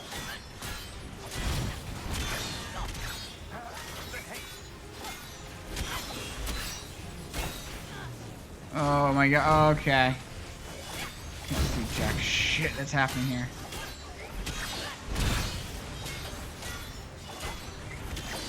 Alright, you're down. Okay, okay, okay, okay, okay, okay. Okay, let's calm down a little bit. What the fuck?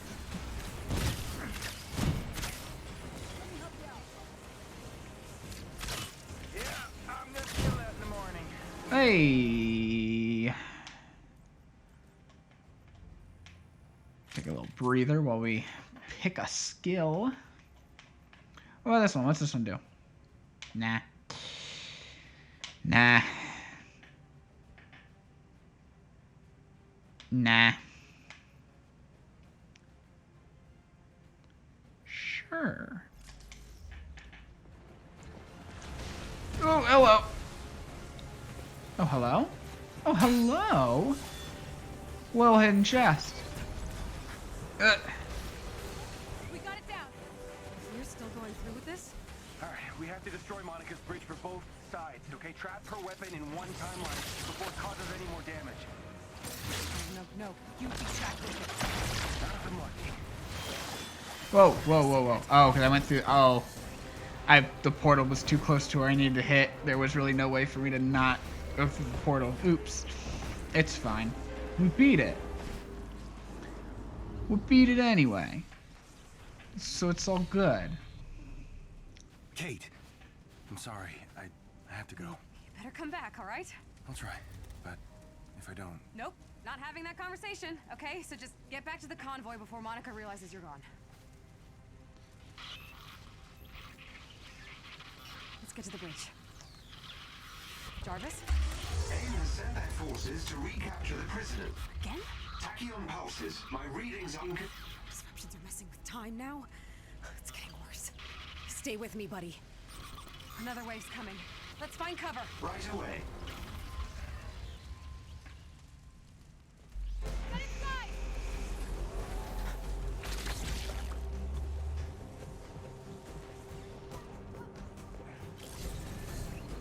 Oh my god, another level up. Alright.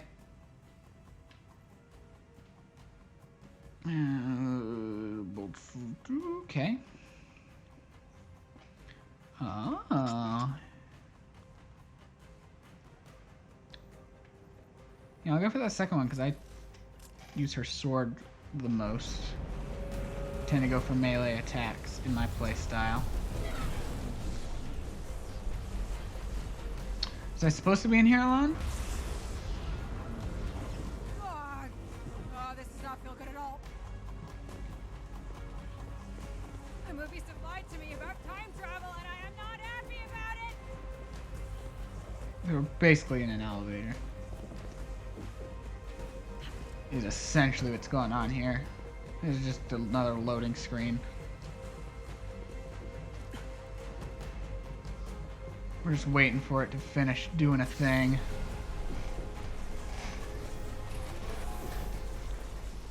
This is bad. Kate? Thank God. What happened? Oh, I'm gonna throw up. Look, long story. Mark is trying to pass some future through the time bridge. What? That's what's causing all this. The rate the pulses are accelerating. Oh yeah. Oh, that's Throw badass. the planet into a massive tachyon storm. Oh. Okay, we have to get to that lab. It turns my melee into a ranged. To your future side. You just have to hold it. Come back through, and then we can blow it to pieces. That's awesome. You guys are going down. Hard. We have to move. Now. Oh, I love it so much. Oh God. Hello.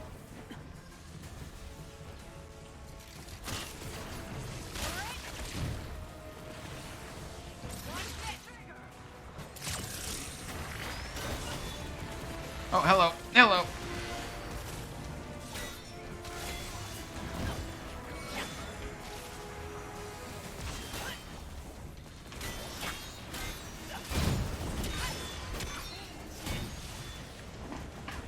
This is a long mission. I'll say that for sure.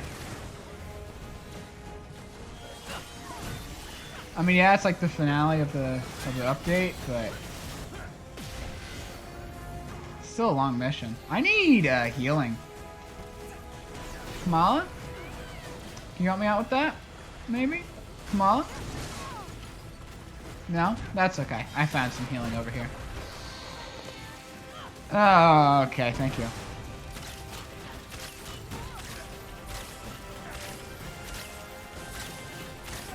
Alright. I'm gonna keep that going.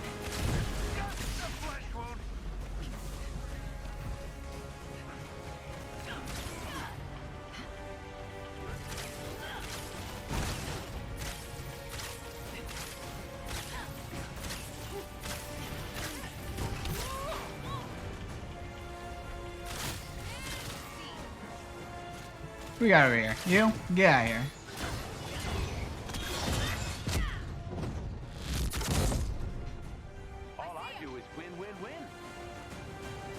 Alright, I got two things down here that wants us to interact with. Ah, two things to hit. Got it. Okay, that's enough. That's enough, Kate. Come on. Get inside and shut that bridge down before it's too late. Got another level up. I also got a slightly better piece of gear. Or is there still new gear? Oh. Dismantle that. Got a skill point. Where am I going to spend that? Let's see. Is active. Grants an immediate boost of willpower and generates additional willpower over time. Assault heroic energy builds 50% faster while quantum overdrive is active. That's good. Damage from all quantum energy infused attacks is increased. Okay, I like the second one on that. Oh, pardon me. What did I get on the challenge card? Because I have not been paying attention. I've gotten progress on a few here, though. Defeat 3 enemies in quick succession 25 times. Defeat 25 enemies without being downed 2 times. Well, 5 times overall. I've done it 2 times. Huh.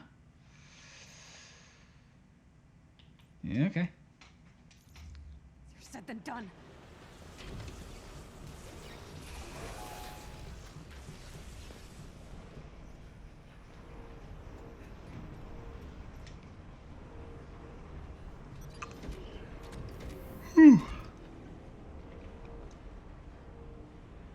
take the elevator down. Kate, I know you don't want to hear this, but if Clint can't make it through in time... We destroy the bridge. I know. I'm sorry, Kate. It won't come to that. Right. But if it does... I can do it.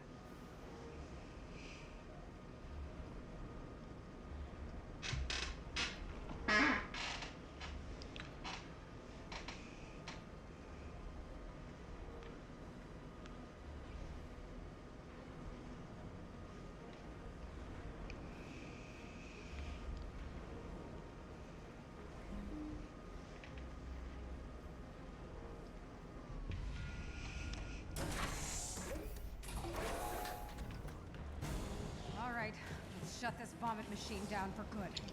Get us control. Once it's open, explode Get in there. ourselves while we give Clint a chance to come through. You'll need to approach the time bridge so I can initiate a proximity override. Jarvis will deal with security while I get the bridge open. Okay.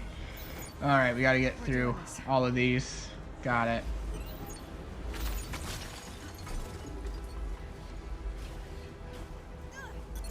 Okay.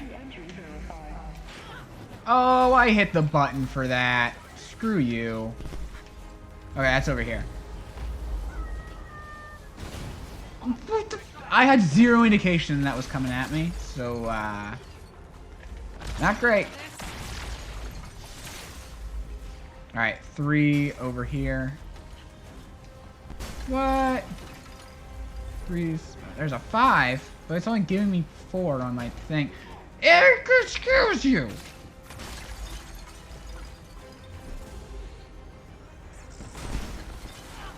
Oh my god, you're kidding me. Hey, I know you're forced to stand right there, but if you stay right there, this thing's gonna happen to you.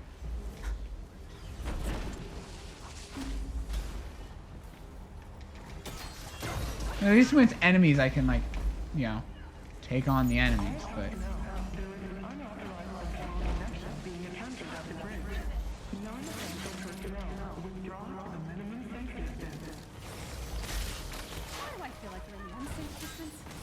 You've delayed the security protocols, but the system is adapting.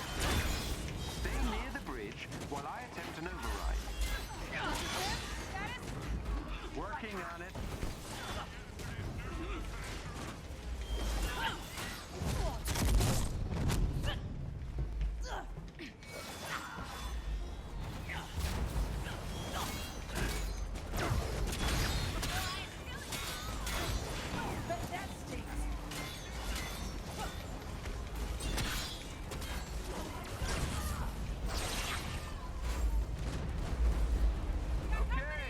Alright, we did it.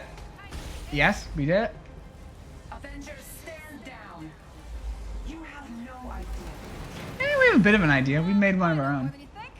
Even Dr. Getz didn't see the full picture. What? You thought I didn't know about your escapade? Oh my god, you're kidding me. I'm just trying to go over here. Let me give you a rest. And grab these things. A permanent one. What are you doing? Was it not supposed to be 1, 2, 3, 4? Is that just what happened? Because that's kind of hilarious if that's just what happened.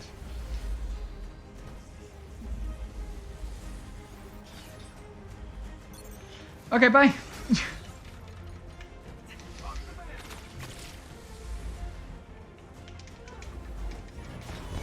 Uh oh, give me that back. Give me that back. Get me back in here. Good. Goodbye. Get up there. Oh my god, you're kidding me. Can't do jack shit about that. Oh my god. Excuse me. Excuse me, just grabbing some health and I'm out. We need to hurry. I'm trying. Defend the bridge. This is beyond your understanding. I won't let you get in my way. Yeah, I wasn't asking permission. Your experiments are destroying reality. Those tachyon storms are your fault. All worth it if you've seen what I have. Alright, another skill point. Again, I kind of feel like I'm leveling up too quickly here.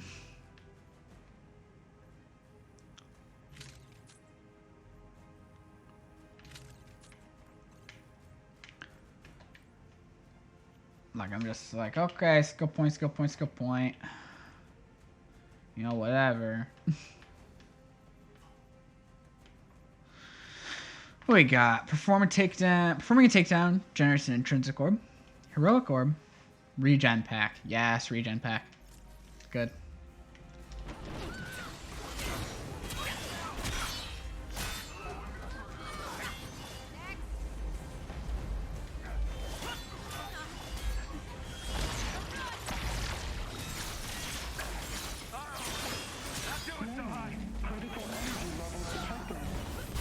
Ooh, hello, frame rate.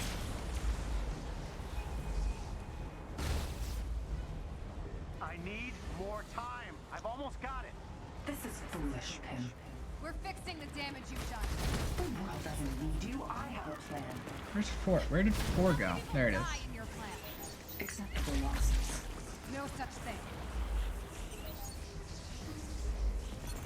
I think that's 2 right there. No, that's 1. Where's 2? 2's over there.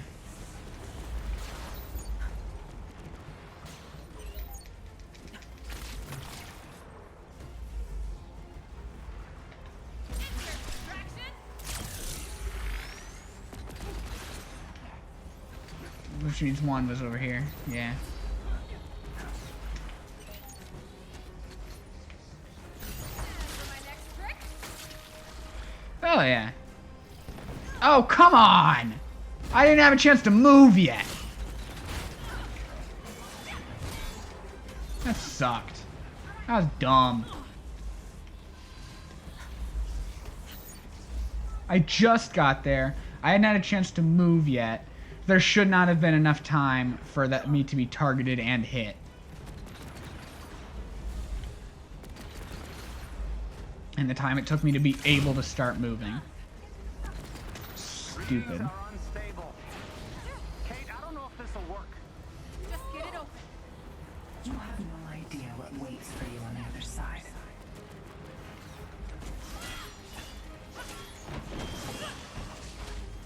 No, I'm not.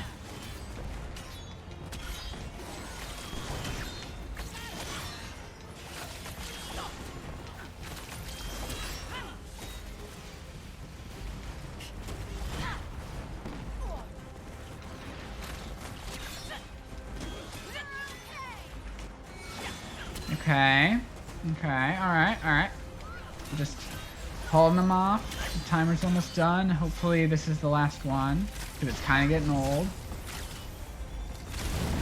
There we go. Super Adapter. Defend Project Omega. Ooh. As you wish, Dr. Rabicini. Okay, yikes. Looks like this new Killbot is a big Avengers fan. The shield, the hammer. Gonna guess you've got some rockets hiding back there. Kate, AIM has control of the bridge. We can't open it. New until we boss. get it New back. boss. New boss. Please just hang on.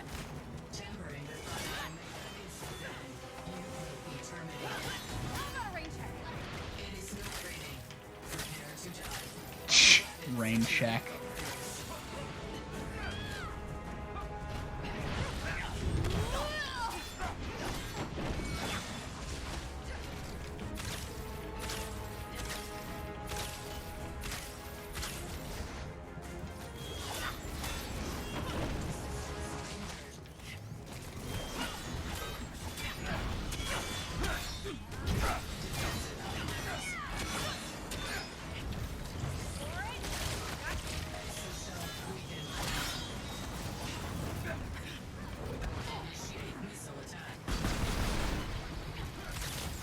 Uh-oh. Hello. Oh. I got that fake Mjolnir thrown at me. Oh, hello, lightning.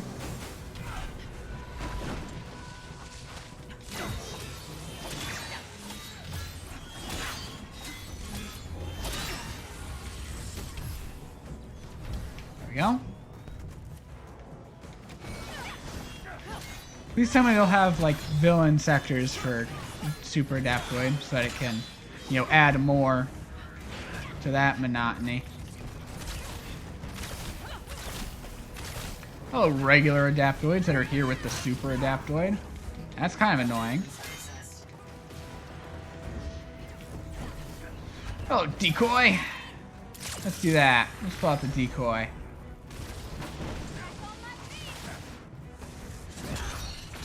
Alright, pull a takedown out on that adaptoid, might as well.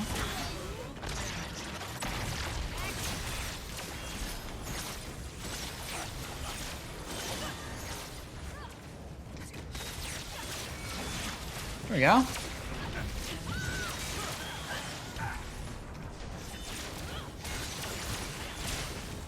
Hey, we were almost like done. We're almost done with the boss in the story, so that's neat.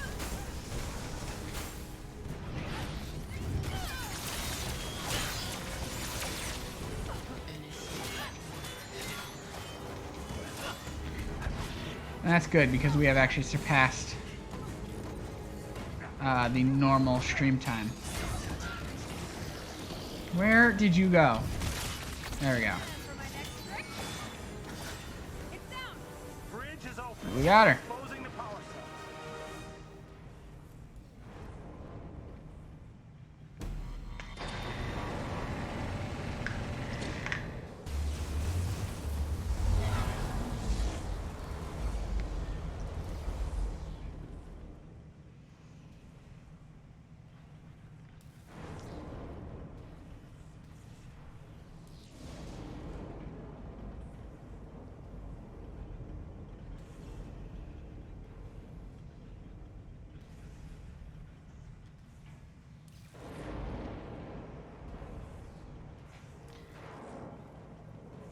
Hello? Do not tell me it just broke trying to load up the final cutscene. Hello? If you make me do that shit all over again?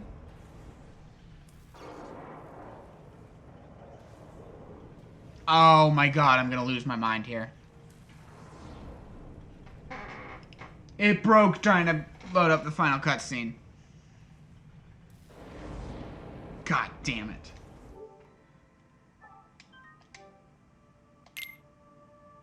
Alright, let's see what happens. Let's see what happens here.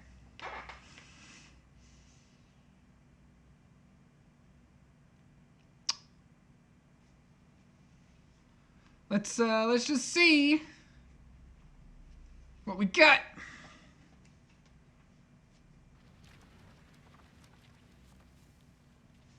Because this isn't cool. This is not cool at all that this is what I have to deal with right now.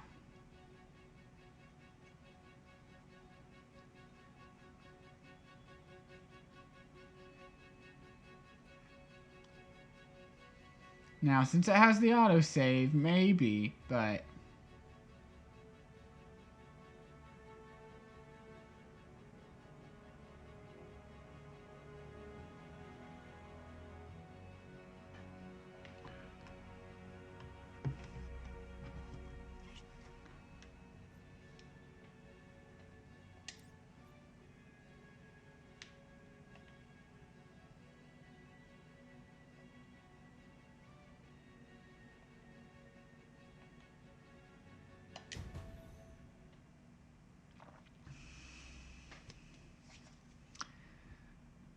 It's, where is this putting us? Hmm?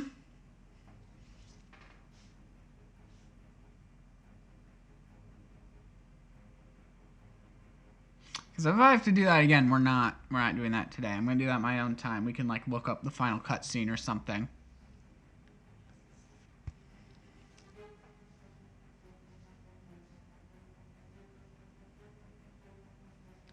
Because, my god, I cannot believe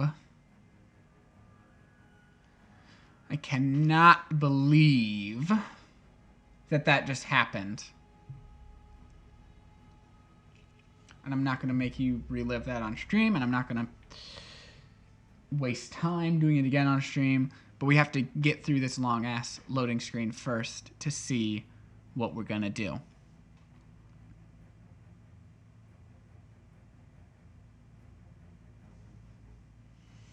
Because that was like an hour-long mission. And so we're not doing that. We're not spending another hour just redoing a mission. But god damn it, this loading screen is so long. I'm so frustrated. Oh, great. But, how far back is that? Let's get rid of this shit. Get rid of this shit. Can we boost anything? We cannot.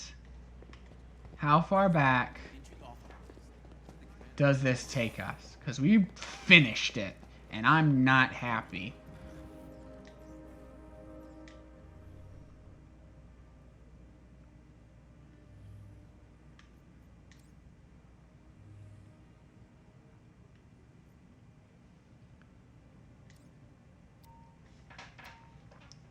Also forgot to change difficulty, but whatever. Where does this take us back to? Probably like all the way back to like the anthill, doesn't it?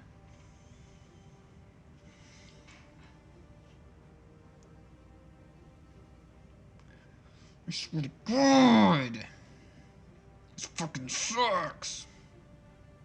See you in a few. I'll send Theo to meet you outside. We had to build the bridge in a separate location. It's too dangerous to have near the anthill, let alone inside it. Okay, in several locations. I wasn't paying attention earlier. I missed that. But no, yeah, it's gonna take us all the way back there. I do not want that. So let's pull this up, shall we? Marvel's Avengers, Kate Bishop, cutscenes. Let's get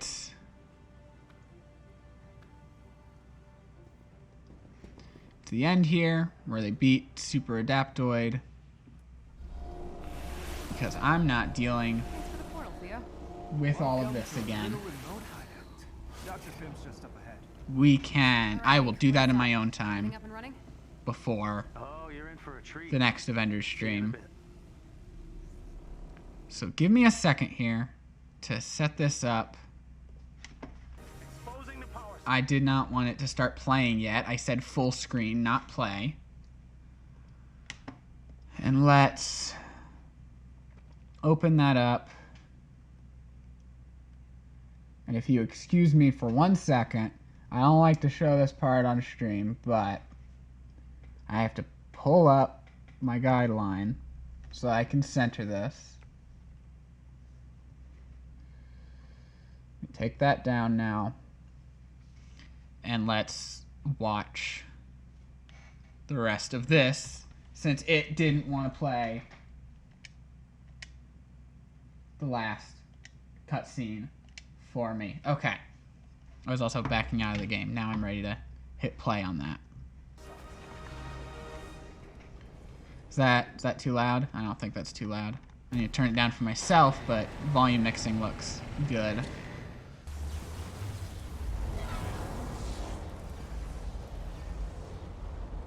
Give me 1 moment to...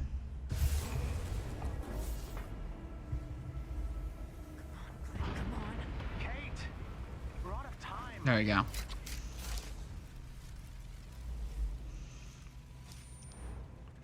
Stop him! Clint! Close the gate.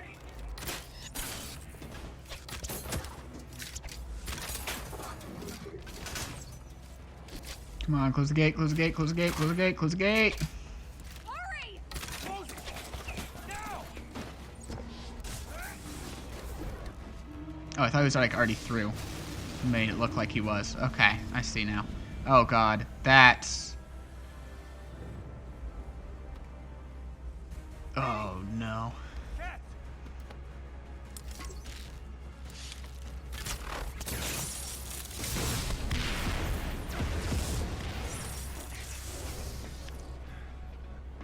End of the world.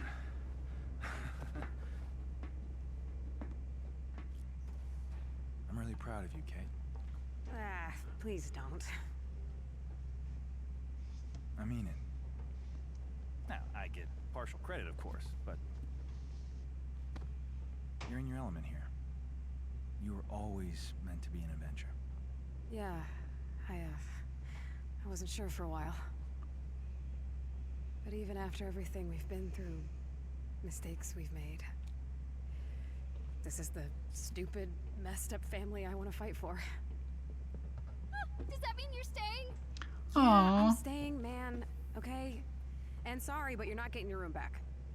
I am more than okay with the couch. Unless that's the couch. Is that the couch? Oh, come on. I'm so excited. Welcome to the fight, old friend. It's good to have you back. Yeah, could say the same to you. Still can't believe you're alive and kicking. You're damn hard to kill, Cap. Glad you're here, buddy. Now people can finally stop asking where Hawkeye went. What Tony's trying to say is, we really missed you, Clint. Sappy, but true. Thanks, guys. Huh. Really took care of things while I was gone, huh? Of course. But tell us of the future, Barton. What perils lie ahead of us? Yeah, that's a lot to take in. So, bear with me here. Wait a sec. That's the robot we fought in San Francisco. The one controlled by MODOK. It's extraterrestrial. Ooh. In the future, we get attacked by a warrior race called the Kree. And that's probably where Captain Marvel's gonna come in. That'll end the world as we know it. Now, Monica, future Monica, is working with Nick Fury to save the Earth. Oh. She's building some sort of weapon. She ran out of time in the future, so she's tried bringing it to the past to finish it. Which explains all our Tachyon-related trouble. When will this Okay. invasion take place, Clint? No idea. I don't know when they're coming, or even why, but I know we're horribly outgunned unless we do something. Right, Fury? He convinced Monica to send me to the future to help him, but when I got there, well, he told me we're losing the war. He said, I have to come back and warn you. Look, we all need to start preparing right now. And we will. Tell us where to start, and we'll get right to it.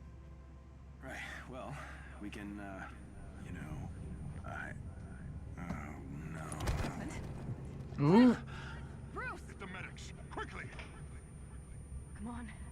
Stay with me. Stay with me, Clint. Look at me, Barton. Clint? It's,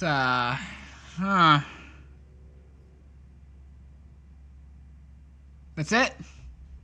That's where it ends? Well, okay.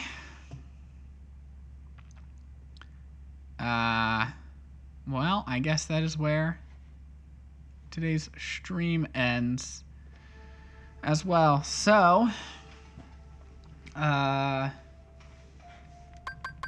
tomorrow, Fall Guys Season 3 comes out, so we'll look at that on Wednesday, which is why we did Avengers today. And then Friday, fingers crossed, we finish Drawn to Life 2 Realms. Again, sorry I didn't stream on Saturday. I, really slept in and didn't feel like it, so. That is that. That's the end of stream, so. Thank you, everyone, for stopping by. Thank you again, Eden, for recording the podcast live on stream. That was a fun little way to do that. But we are going to end today's stream here. So, goodbye.